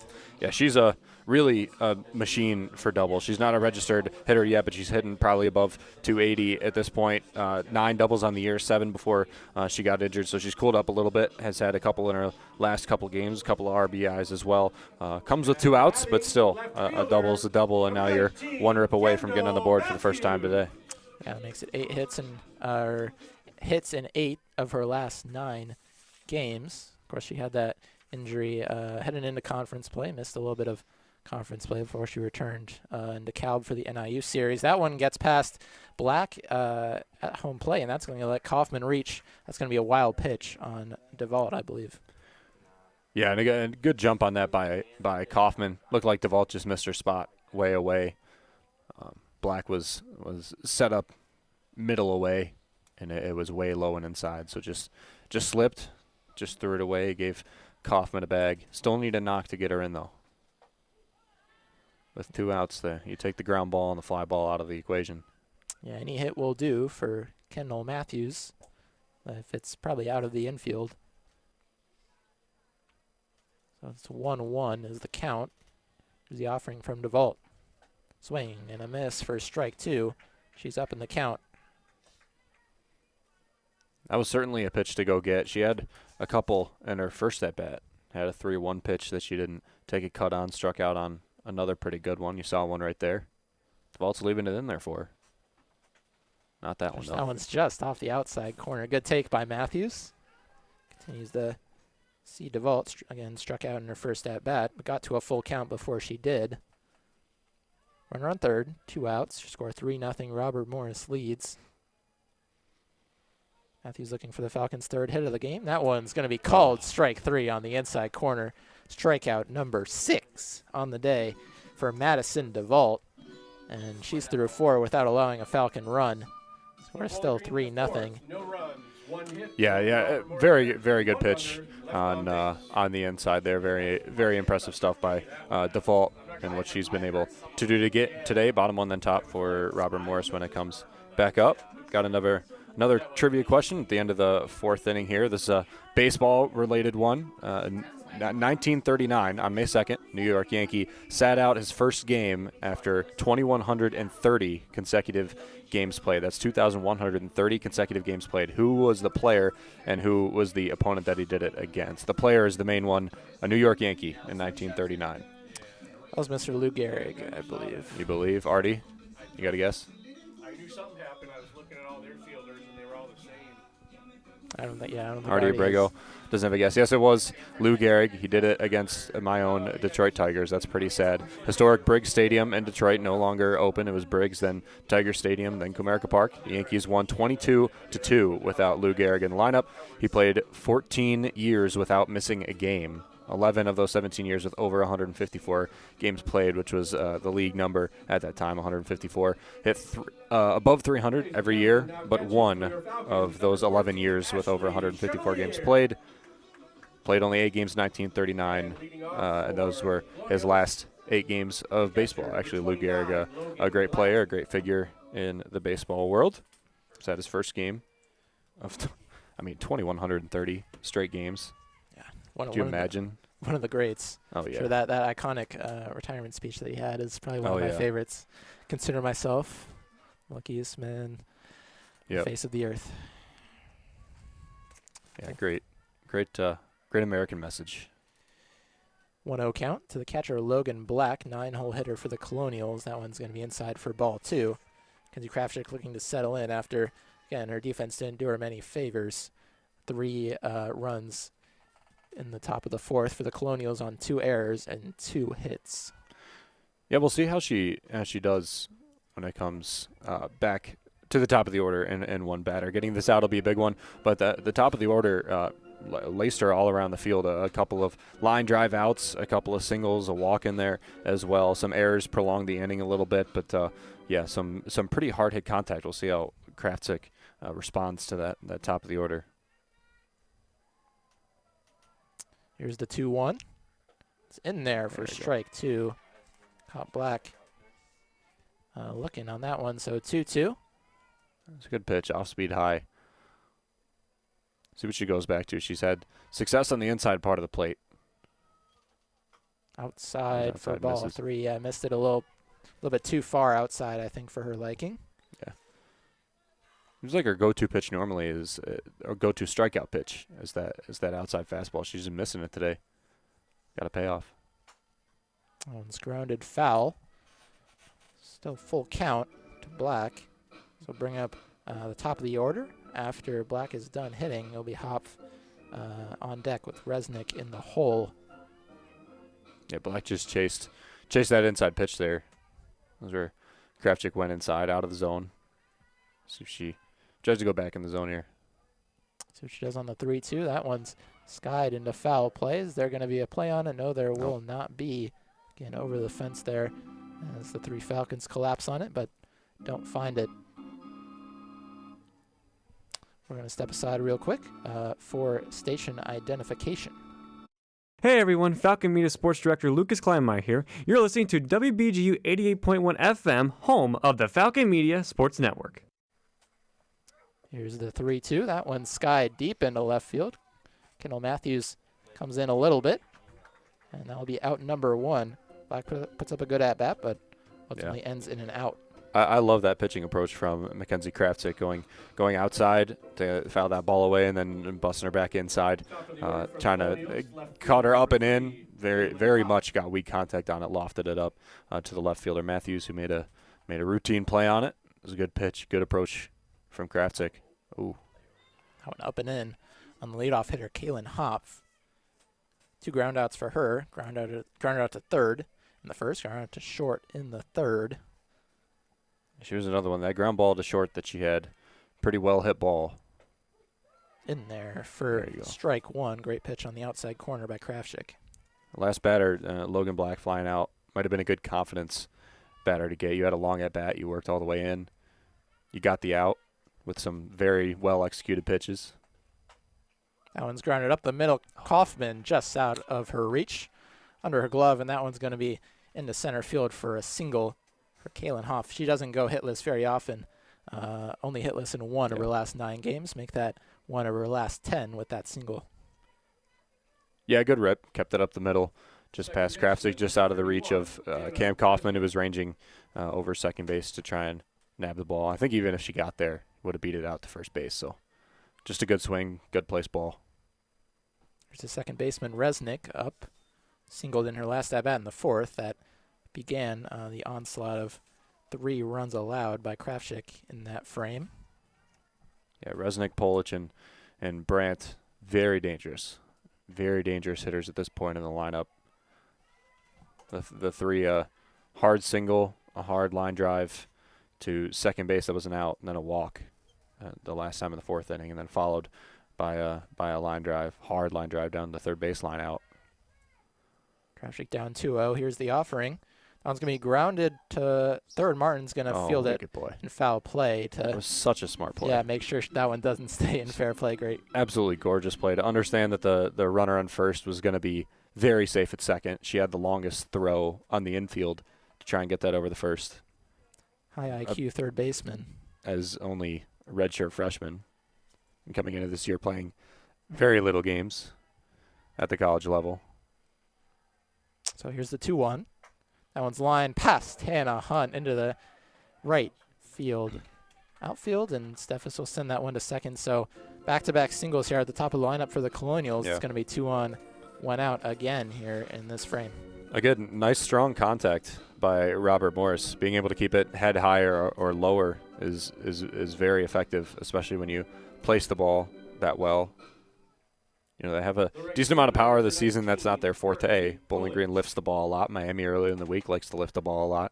Doesn't look like that's the Colonials' approach today. Knocking singles around the park is enough for them.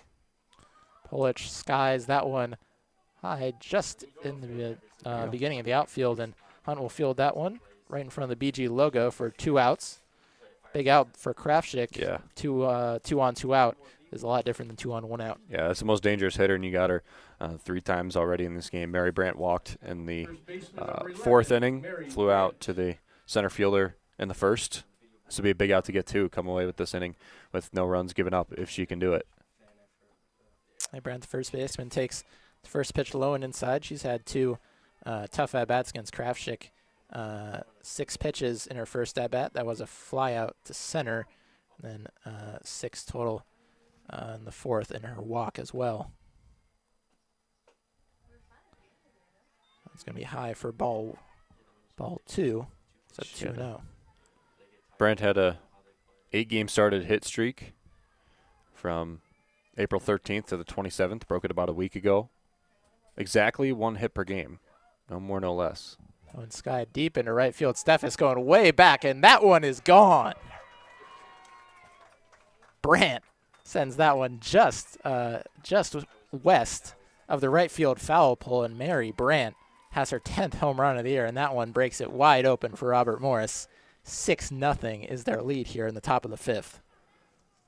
Yeah, I don't know that a lot of fans, a lot of people here would have thought that was going to get out. Looked like maybe he was going to stay in play at the warning track, fly ball. Not very well hit, but just high enough to get out. That was a pretty decent swing to go opposite field in that corner. Wind might have helped it a little bit, but pretty good swing. Give him a 6-0 lead. Yeah, and those opposite field home runs, sometimes they don't look as deep as they do eventually end up going, and maybe wind helped it a little bit as well. Calzajani will step up with 2 outs. Base is cleared on that homer. Kraftsick Was doing well through those first 3 innings, and then it's just kind of falling apart here in the last 2. Yeah, like I said, the second time through the order, it looked like Robert Morris really had a beat on her. I think maybe looking to another look. Here's another hard hit ball. That one's deep into center field, but a great play by Hannah Massaro, leaping and reaching her glove out to make that play to end the inning. But not before Robert Morris executes 3 runs on a home run from Mary Brandt. Your score is 6-0. Bowling Green will look to retaliate here in the bottom of the 5th. When we come back, you're listening to BGSU Softball on WBGU 88.1 FM.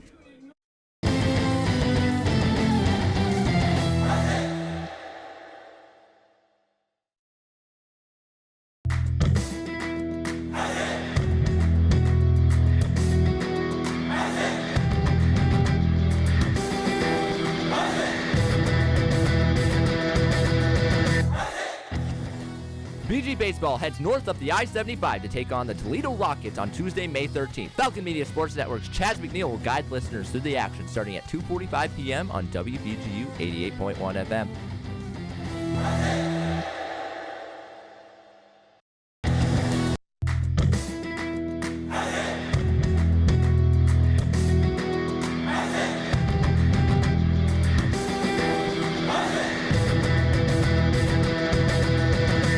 This is Phil Beskid, BGSU Radio Faculty Advisor. You can catch all the Falcon Media Sports Network broadcasts on our 2 stations, WBGU 88.1 FM and Falcon Radio, which can both be found on bgfalconmedia.com. Ziggy. Madison DeVault heads out to the circle once again for the bottom of the 5th. It'll be 6, 7, and 8 hole hitters for the Falcons. Peyton Steffes, Ava McKee. Hannah Massaro will look to get something going here and retaliate after Robert Morris puts up 3 more in the 5th after putting up 3 in the 4th. Yeah, the 2 hits for BG at the top of the order, Hannah Hunt and Cam Kaufman batting 1st and 4th. I think getting the bottom of the order is always key. You can't have all outs at the bottom of the order, just like you can't have only all hits at the top. So getting a couple of runs in here. You don't want to head into the 7th inning still trailing 6. That would be a tough comeback there after a big inning. You got to get some back in the 5th and 6th. Yeah, only 3 more chances for the Falcons to score here in this one. That one's going to be low for ball 2. 2-0 is the count to Peyton Steffes. Mentioned DeVault, a success she's had today, 6 strikeouts. No stranger to that. 6 strikeouts at least in her last 5 outings. 2 outings this year with double digits. One on April 18th against Purdue Fort Wayne. 7-inning shutout with 11 strikeouts, and on March 21st was the other 13 strikeouts, a 7-inning 1 earned run performance against Green Bay. It puts her at 110 on the season as well. It moves her up to 3rd on the leaderboard. Don't know how anything has changed. Who else is playing in the Horizon League right now? But 110 strikeouts in a season and 115 innings pitched now, something to that effect. Very impressive. That one's going to reach the gap there between shortstop and 3rd, and it'll get the inning started off well for the Falcons as Steffes will get on base with a little bloop line drive single that gets it going. Just a good piece of hitting, taking the outside pitch away. Looks like we're going to pinch hitter here as well. Now batting the catcher, number 14, Ashley Chevalier. Ashley Chevalier is going to pinch hit for Ava McKee. Chevalier, haven't seen her a lot in the past couple of weeks. It's usually been the freshman McKee. Yeah, I haven't seen her recently. She hasn't played since April 19th against Central Michigan. Didn't play from March 22nd to April 6th either. She's had pretty spotty at-bats since March 21st. Only 1 game started and 2 pinch hits since March 21st. Only 1 for 5 with 3 strikeouts. So she's even struggled in her limited at-bats lately. Here's the 0-1 offering from DeVault. That one's in there for strike 2. That was a pretty good pitch. Chevalier lets it go by her. Chevalier hitting 152 on the year, 467 OPS. Junior out of Powell, Ohio. Attended Owen Tangi Liberty High School there in Columbus. It's going to be grounded to short. Double play ball for Resnick to Dunlap to Brandt. And the double play is made by the Colonials. So just like that, 2 down in the frame. Yeah, I like Gardner trying to go for a different look there. and sometimes it didn't pan out. Didn't pan out right there. A couple of strikeouts for Chevalier the last couple of games. This one just a bad time ground ball. Actually, not a bad rip. Put a decent amount of speed on it, and that's the problem. That's how you get ground balls. So hard hit balls and softball. Very tough to do it in weak contact. So that's a testament. But 2 outs now. You get rid of Peyton Steff as his hit. Sorrow tries to lay down a bunt to us. That one fouled back towards the Robert Morris dugout. She's gonna have to be the hero here after double play. Kind of leaves after the energy that the leadoff single provides. It's just kind of stunted by that 4-6-3 double play. Every batter matters when you get down this late in the game, but you do also want to be able to turn it over to the top. Skied into right. Pulich has to go back a little bit, but not much trouble. So another 1-2-3 frame for Madison DeVault, who's really having a great outing here today. Yeah, she certainly is. No runs, 1 hit, no errors, and none left on base after the double play. That double play really helped her a lot getting that ground ball in that situation. Pretty hard contact as well. Turns it back to Mackenzie Kraftsick, I believe, who's probably going to come out of the dugout. Oh, no, it's going to be Olivia Roth that's heading in the game for Bowling Green. Talk about that in a second. We'll talk a little bit about TV shows now. May 2nd, again, we're doing trivia based on today, what's gone on and today throughout the history of the United States. In 2019, cast of a very popular TV show were the first television actors to get their names and stars, and this meant outside of the Hollywood's Chinese Theater in Los Angeles. What is the TV show, if you can name it? And if you can name it, name 2 of the actors from that TV show. Very popular. They had their stars put out in 2019 in front of the Hollywood Theater in Los Angeles. Yeah, I don't know. You don't know? It was Chinese. Yeah, I'm not sure about that. Do you want a hint? Yeah. There's 2 spin-offs of this TV show. And I like the original TV show, and I love the 2 spin-offs. That doesn't really help me. I'm not sure. Artie, you're kind of more of the TV show guy. Do you have a guess there? So 2 spin-offs, you said? 2 spin-offs. And you said this was a sitcom? Yes. I would say so, yeah. Is it Cheers? It is not Cheers. It is not Cheers. It is The Big Bang Theory in 2019. 2 of the actors that I know, Jim Parsons, Johnny Galecki, Kaylee Cuoco plays Penny in that as well. 12 seasons, 280 episodes, and the 2 spinoffs, Young Sheldon and Georgie and Mandy's First Marriage. I love everything related to The Big Bang Theory. Yeah, I love that. That makes me mad. I just finished watching that show literally a week ago. It's really good. I didn't know that. It is really good, yeah. What was it? Stars met outside TV of stars. Hollywood's Chinese the Theater. Stars in the Cement, yeah. I didn't know that no television had been on there. Yeah. Like television strict, that's amazing to me, but I guess that has to be true. Well, the more you know. We have a new pitcher here in for the Falcons. It's Olivia Roth, 9.93 ERA on a 2.89 WHIP in 13 appearances and 6 starts, 18 1/3 total innings with 35 hits and 26 earned runs on the season. Yeah, this will be her 4th straight appearance where she has, her 10th straight appearance where she has 3 innings pitched or less, pretty much exclusively used in a reliever spot. 3 appearances in her last 2 series. That's her most appearances in a week in 2025s, and now she adds to that with an appearance today. So she's really been throwing a lot. Gardner's really trying to get her going as much as possible, although right now she's back up to even an account with that strike with 2-1. Well, it's Jess Matheny up right now for the Colonials. After it'll be Sequoia Dunlap on deck and Caitlin Jardine on deck. Matheny singled in the 4th, flew out to center in the 2nd. 1 for 2 on the day. Here's the 2-1. Swung on and missed. That was a good pitch. Yeah, caught her swinging just off the plate, off speed. In the outside corner. 2-2 Roth. Good opportunity for her. Last time out, inning in 2/3. 1 earned run against Miami on Wednesday. Oh, it's going to be grounded, little dribbler, and I think she may be out. Hunt going to have to make the scoop play, and she got her at first. Great play by Hannah on those weak grounders in the infield. Always tricky, but Hunt makes it look easy. Yeah, very close play at first base. I think it might have behooved the Falcons a little bit better for Barrett to charge, grab that ball, maybe go for a tag, maybe attack the ball a little bit more, but it worked out. Barely got the runner. Yeah, it seemed like they were a little bit indecisive there at first. Yeah.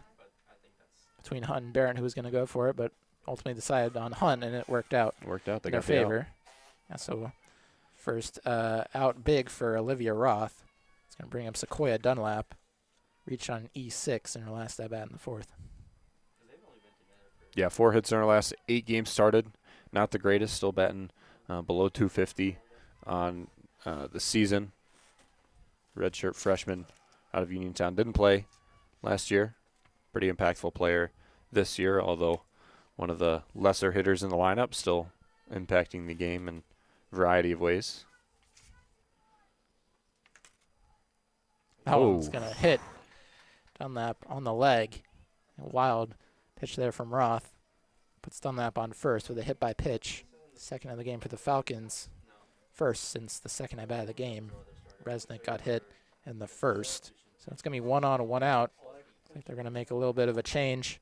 Pinch hitter coming in for Robert Morris. That's going to be number 8, Jamie Hardy, senior out of Lovettsville, Virginia. Transfer from Campbell, a former Fighting Camel.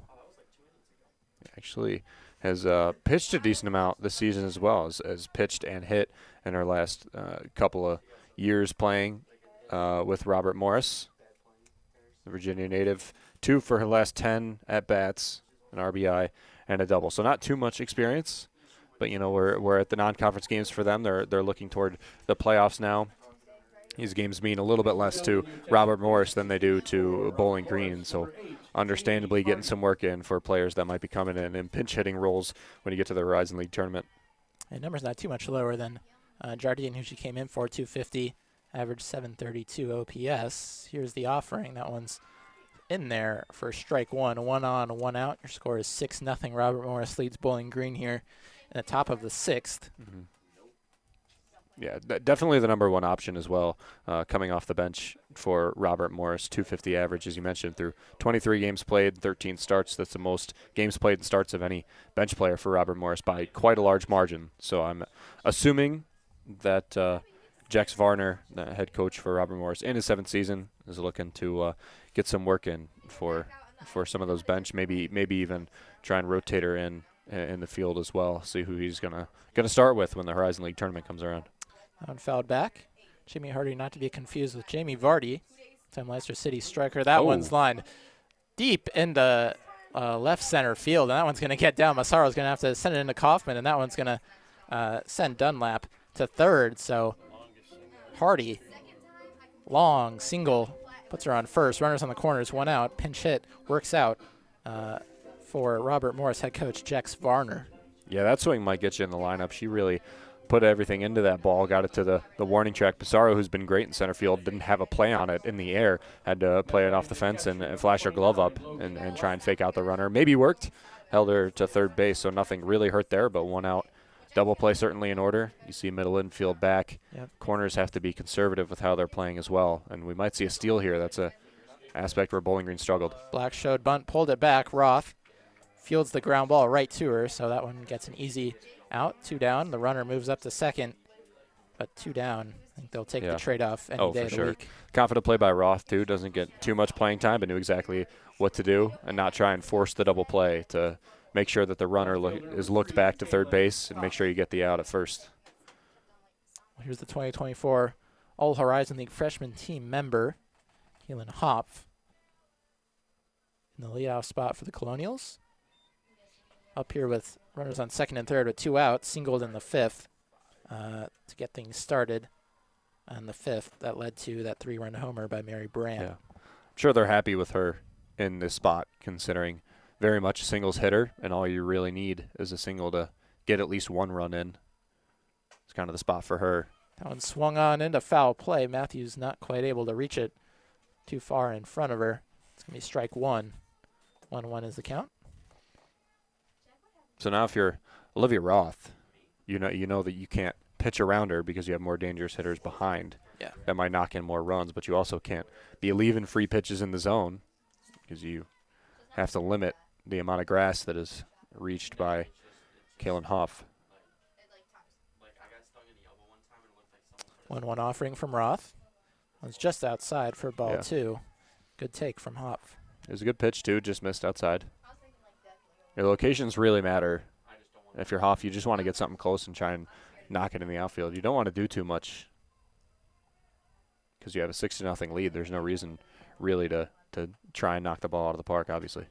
Oh, and short dribbler, Roth is going to field it, and she's not going to have a play to make. And they got the runner caught up at third as the runner came to third mistakenly, and Kaufman's going to run down Dunlap at third, and they're going to get the out, and the inning will be over. A little bit of a miscue there.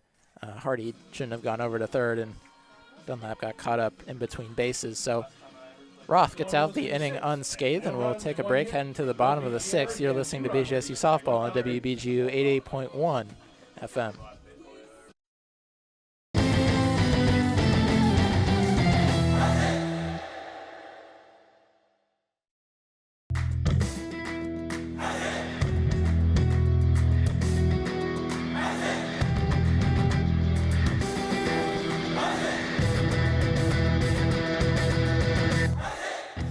BGSU graduate Jason Jackson from the Miami Heat here. Make sure to tune into the Zig Zone every Sunday at 4 p.m. on WBGU 88.1 FM, home of the Falcon Media Sports Network.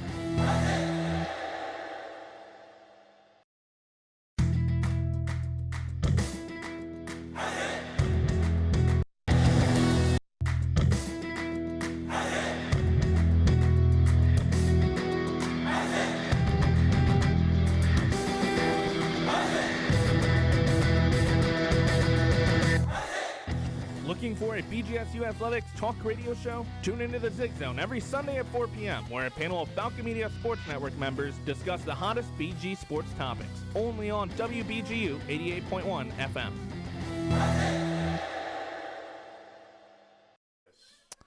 Delaney Davis will lead off the bottom of the sixth for the Falcons. Only 2 more shots at coming back from the 6-run deficit, as Madison DeVault will likely go the rest of the way for Robert Morris if she's able. The way she's been throwing, certainly something that you could expect. I would also imagine that Jamie Hardy, considering she just hit in that last inning, might also be the go for out of the bullpen as well. You don't lose a hitter in the lineup either. Actually, you gain a pretty good one considering the ball she just laced. Yeah. You really do need to chip away at this lead, though. You need to get back in this game, at least a run, if not 2 or 3, and make your job a lot easier in the 7th. Yeah, still only the second time through the order. The Falcons, as Davis, 9-hole hitter. Only time up against DeVault, grounded out to third in the third. DeVault been very efficient, only 63 pitches on the day compared to Kravchuk, who had 78 through only 5. Yeah, still, they just figured Kravchuk out after the third inning. Kravchuk was really mowing him down the second time through the lineup. They figured out that she liked to go to the inside part of the plate, started taking advantage of it.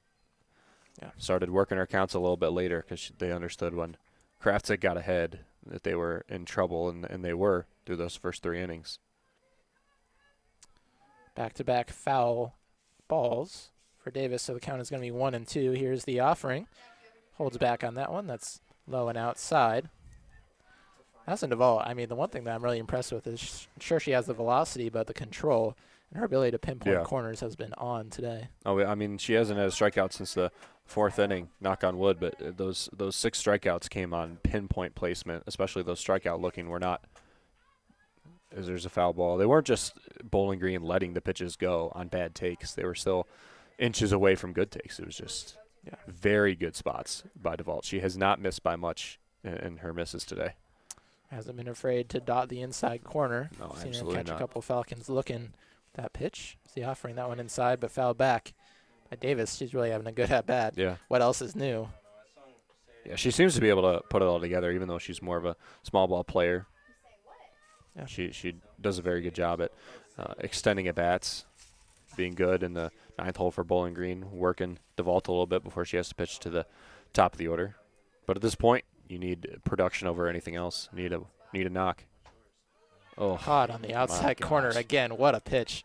Madison DeVault. Davis just couldn't get out in front of it. Didn't even have an attempt on it. Strikeout number 7 for Madison DeVault. Brings up the top of the order. Number 2, Hannah Hunt. Hunt doubled in the first, flew out in the third. They're going to need something right now if they want to have a shot at coming back in this one. no better time to do it than the top of the order. And every coach will tell you, too, you can't do it with big swings. You just have to swing like you would in the first or second inning. You got to be able to treat the game like it's no different. You just got to string a bunch of them together, which is an area, Henry, we followed for the entire season. They haven't been able to string a lot of hits together, haven't had a lot of big innings. They've scored a lot of runs in the early goings, not a lot late, but they haven't had the 5, 6, 7 run innings that other teams have had against them. Yeah. Swing and a miss. Hung a little bit late on that one. That was a high fastball. There's a 1-2 count. DeVault looking for strikeout number 8. Yeah, she's got Hunt set up for it on the high fastball. 2 pitches that can be effective there. Not that one, though. Way outside. Yeah. Good job by Black to keep that one off of the backstop. Of course, wouldn't really matter much. No runners on base. The count is 2-2. But another one now, the eye line has changed for Hannah Hunt. Anything low and inside is going to look like a ball no matter where it is. Swung on and missed. Went back high. Strikeout number 7 for DeVault. She is on fire right now. And Hunt, not a player who strikes out much. No. 137 now at bats and just reached double-digit strikeouts for the first time, 10 on the year. That's the only Falcon in the lineup. Or excuse me, 21 strikeouts on the year. I was in Robert Moore's stat line. So that's still in 161 at bats. That's still a very small number. Good leave there by Addie as well. This is another one that's strikeout danger and on the watch list for DeVault. She can pitch for one here, especially with no runners on a 6-run buffer. She can really go for it against Addie. No reason to pitch around her in this situation either. There's a limited amount of damage that she can do with 2 outs, no runners on. Which is why that Delaney Davis at bat at the bottom and the Hannah Hunt at bat a second ago were so big. Trying to get at least 1 runner on base. 2-0 low, so 3-0 count. Martin was in a 3-0 count last time up. DeVault battled back to make it 3-2, and then Martin flew out to right field. Interesting spot to see if Addie's got the green light here. That's a ball anyway. It's going to be high for ball 4. Yep. Not the worst walk in the world for DeVault. Barrett coming up. Martin, obviously the most dangerous hitter on the Falcon team. That's walk number 11 for her on the year. Barrett's been pretty reliable this season. She's fallen back down. At one point, I think she was at the 370 range. Now she's back down to about 300 or so, trying to stay above that if possible. That one's low for ball 1. Yeah, I mean the 309 average, but the lower OPS at 741 tells you kind of the style of hitter that she is. A lot of weak contact, but still valuable, at that point. 46 hits, only 5 doubles, and no triples, no home runs. So 41 out of the 46 have been singles. Yeah, no extra base hits since March 29th against Ball State. That Ball State series was a while ago. You even see she likes to spray it everywhere. The defense has to play pretty straight up. Doesn't pull too much. And wide open in the middle of the field. That's where I'd look to get the ball. Strike in there for strike 2. Count is 1-2. Eddie Martin, dangerous there at first base. Logan Black surely has an eye on her. Martin 15 for 16 in terms of stolen bases this year.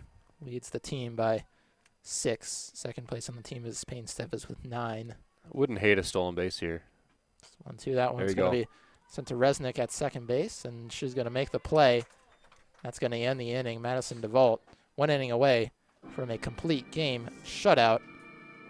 Ben, I think we've got one more trivia question for us here. Yeah, we do. At the bottom of the 6th inning, we probably won't have one at the bottom of the 7th, although maybe you'll come up with one on the spot. 1920 on May 2nd, which is today. In 1920, the first baseball game of the Negro Leagues was played today on May 2nd, 1920. Where was this first game played, Henry?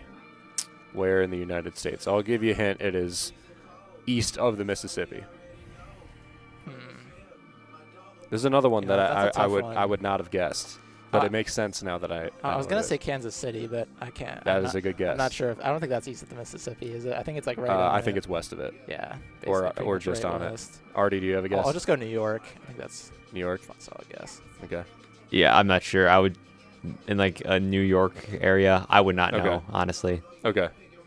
It was played in Indianapolis, Indiana, between the American Giants, don't know where they were from, and the Indianapolis ABCs. ABCs won 4-2. Giants would win that year's championship in the first of the inaugural year of the Negro Leagues, founded by Rube Foster in Kansas City. So you actually got the founding place right. It was actually founded at a YMCA, which I think is also fun little detail about that. But yeah, Indianapolis, I would have never guessed. But now that I think about it, it makes a lot of sense, considering regionally pretty close to the south, pretty close to the north, pretty similar east-west as well, right? Almost smack dab in the middle of the United States. Olivia Roth looking to get out of her second scoreless inning of the game, got out of the sixth scoreless, but he's going to have to get through the meet with the Robert Morris order. It's Anna Resnick, Courtney Polich, and Mary Brandt coming up. Resnick takes strike one. Yeah, second time today, Resnick's led off. The other time, she got a single, scored a run. Fifth inning, she singled and scored a run as well. Now bats in the seventh in a leadoff spot. Oh, and Scott in the infield. Barrett's going to call for her, and she will make the play for out number one. Score is 6-0 in the top of the seventh. Robert Morris with 6 hits. Madison DeVault held the Falcons to 3 through 6. They cut it off the handle of the bat, I think. Just wasn't able to get enough barrel on it. Also, pretty good pitch from Olivia Roth as well. Polich steps to the plate. Oh, it's got deep. Hannah Massaro is going to be able to make the play right near the warning track. Good cut by Courtney Polich, but she remains hitless here today. Yeah, pretty good trajectory. Pretty good swing as well. Not the distance that she wanted in the deeper part of center field. It's good work for Olivia Roth so far. If the score holds, I think this will probably be the player of the match for the Colonials. Mary Brandt, 3-run home run just west of the foul pole over there in right field. Was her 3-run home run in the fifth. That put the Colonials up 6-0. That was her 10th home run of the year. Double-digit home runs as a freshman. That's always an impressive number to reach. Yeah, definitely very impressive in how well she's played this season. Broke the 8-game hit streak in her last game played against Cleveland State, now getting right back to it. So 9 hits in her last 10. Very impressive. No multi-hit games, though. Interesting. Batting in the cleanup spot, not too many RBIs for her as well, although top of the order is productive enough to make up for that. I mean, no multi-hit games since April 9th. Yeah. Right about that. Going to break the streak here in this at-bat. Has the opportunity down 1-2 right now. Only 4 RBIs during that time as well. Big pitch here for Roth. The offering low. Brandt doesn't bite. That's another thing she does well. Great discipline, 11 walks. It's 5th most on the team and 124 at-bats. Got number 12 here today in the 4th. Yeah, just putting it all together for Robert Morris. High team average, one of the higher slugging percentages and one of the higher on-base percentages as well in the entire Horizon League. Just all around a very effective team. Actually, the highest slugging percentage in the Horizon League and the highest on-base percentage. Just all around, that offense is just unbelievable. It's a 3-2 fouled back. As far as MAC games coming up, Bowling Green the only MAC team not in action conference play. They finished out conference play on Wednesday against Miami. All those games are going to take place on Saturday. 5 separate doubleheaders, including all playoff teams in action. A lot of different playoff scenarios going on. We'll walk you through those on Saturday when those games are live. But some of those series coming up. The interesting one to me is NIU versus Toledo, because that's the two teams that are kind of on the bubble. NIU in 6th with 13 wins. Toledo in 7th with 11. Count is 3-2. Still to Mary Brandt. She fouled that one back. Here's the offering from Roth.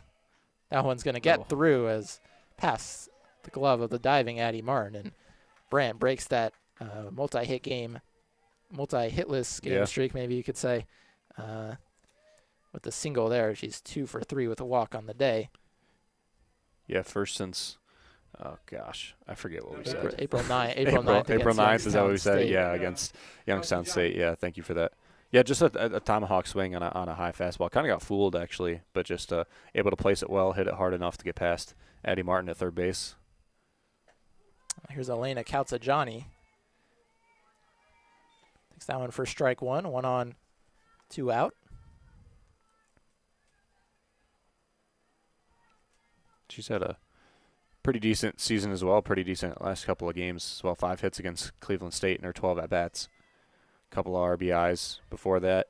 Actually, currently still riding a 5-game hit streak if she can get a hit in this at-bat. So she's got something on the line here besides a win for Robert Morris.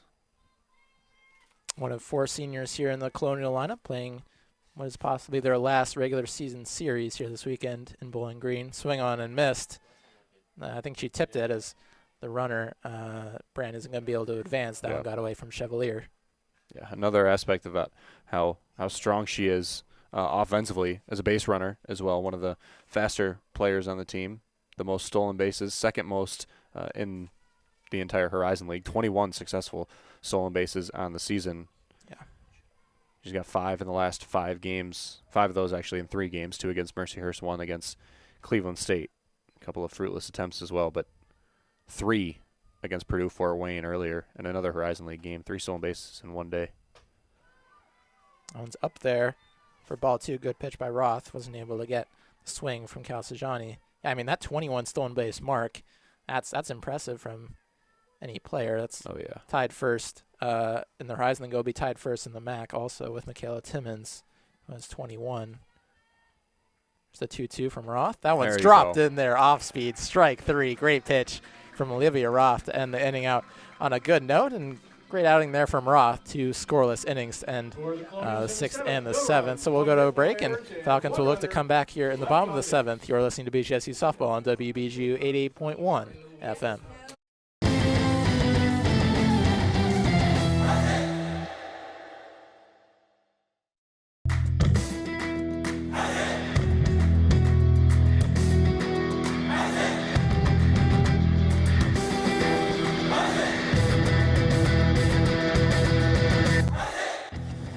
Don't have time to tune into a BGSU sports broadcast? Falcon Media Sports Network will have you covered with live updates of home BGSU athletic events.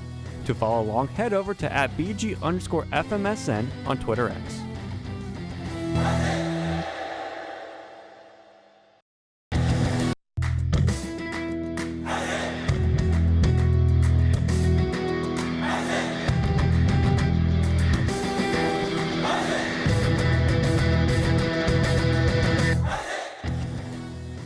Women's track and field travels to Athens to participate in the MAC Outdoor Championships, starting Thursday, May 15th and running through Saturday, May 17th. Falcon Media Sports Network's Holden Ruck will have the recap on bgfalconmedia.com.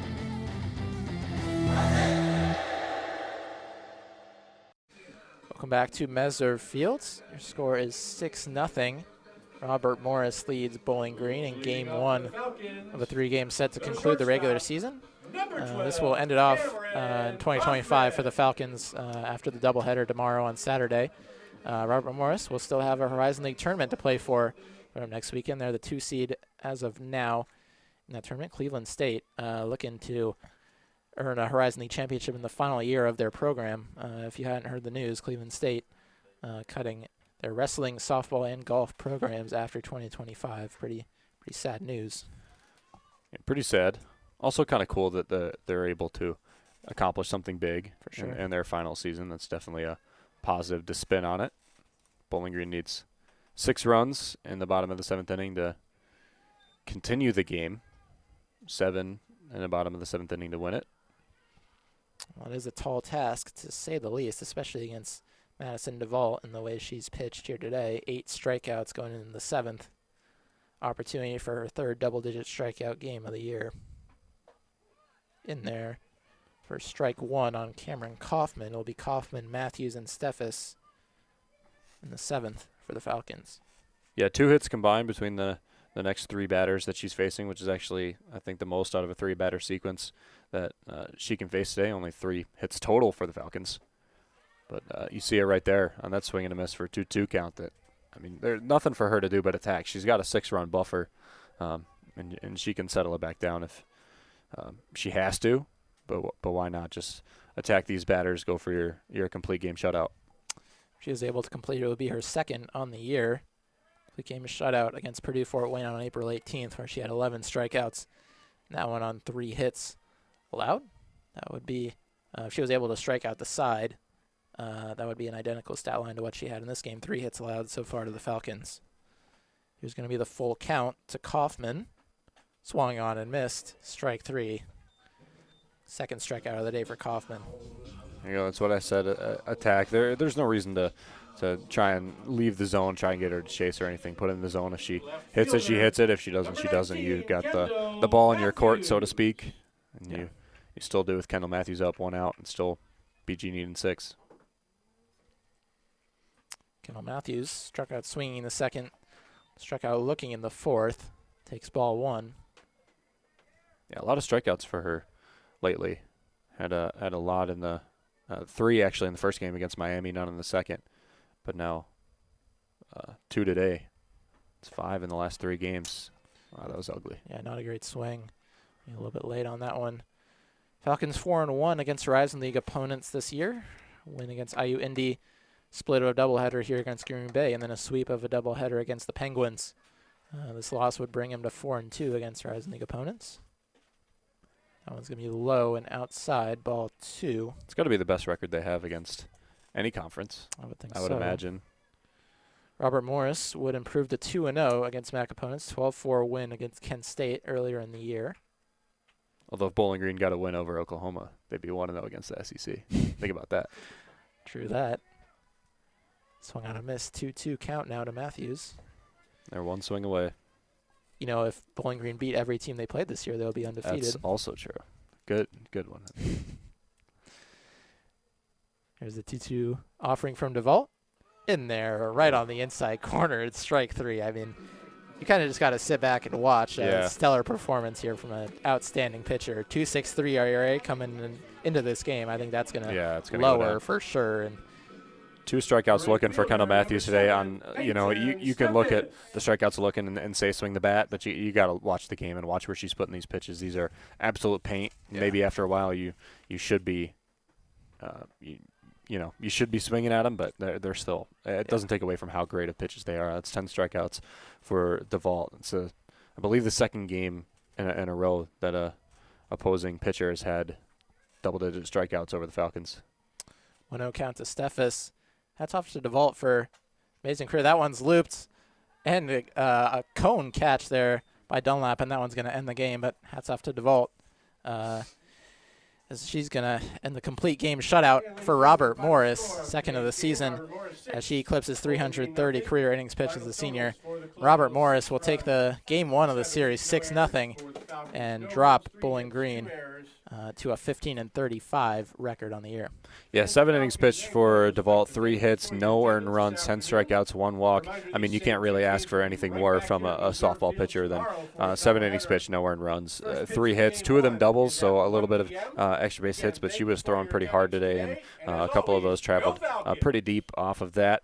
Mackenzie Kraftsick for Bowling Green, also not a great game, not a bad game, 5 innings pitched, 4 earned runs. By the time Robert Morris got the 2nd way through the order, Kraftsick was really in trouble. They really had her number today. They showed off why their bats are the best in the Horizon League. And then Olivia Roth, credit to her, 2 innings pitched coming in, no earned runs, only 2 hits, a strikeout, no walks. She had a very good appearance now, and the most appearances she's had in a week all season, and actually in even over a season as well. So the pitchers, actually, we had a pretty good day to watch pitching-wise, Henry, and I think that's a very valuable game for the Falcons to see how Robert Morris is going to attack them offensively, and they can look to that tomorrow with Morgan Beckham starting and maybe Mackenzie Kraftsick as well.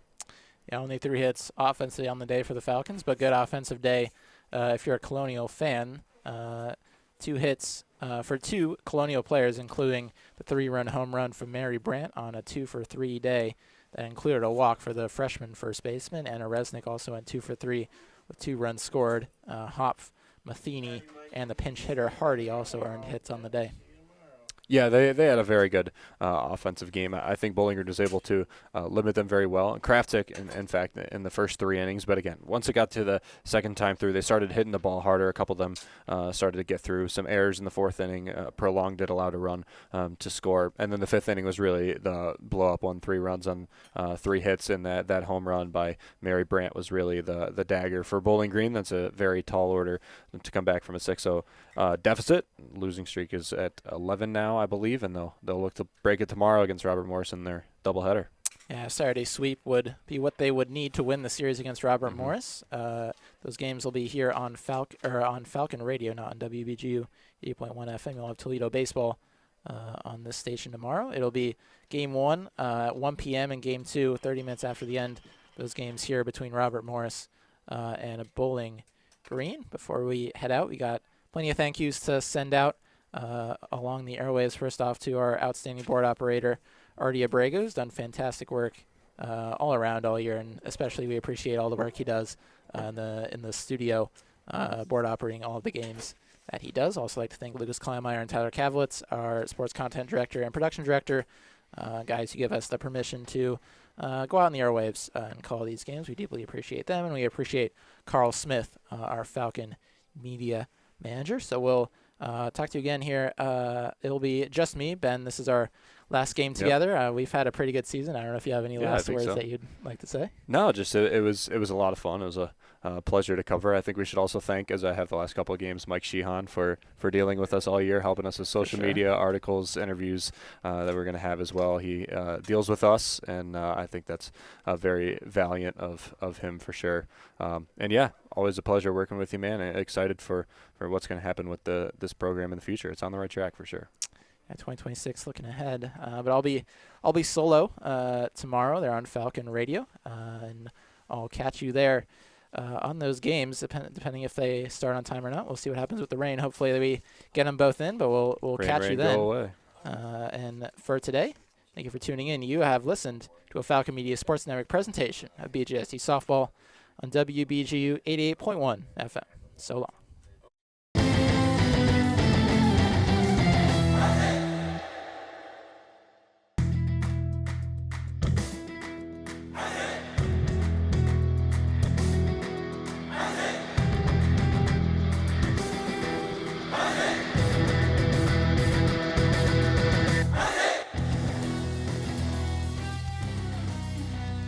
This broadcast has been a Falcon Media Sports Network production. For more BGSU sports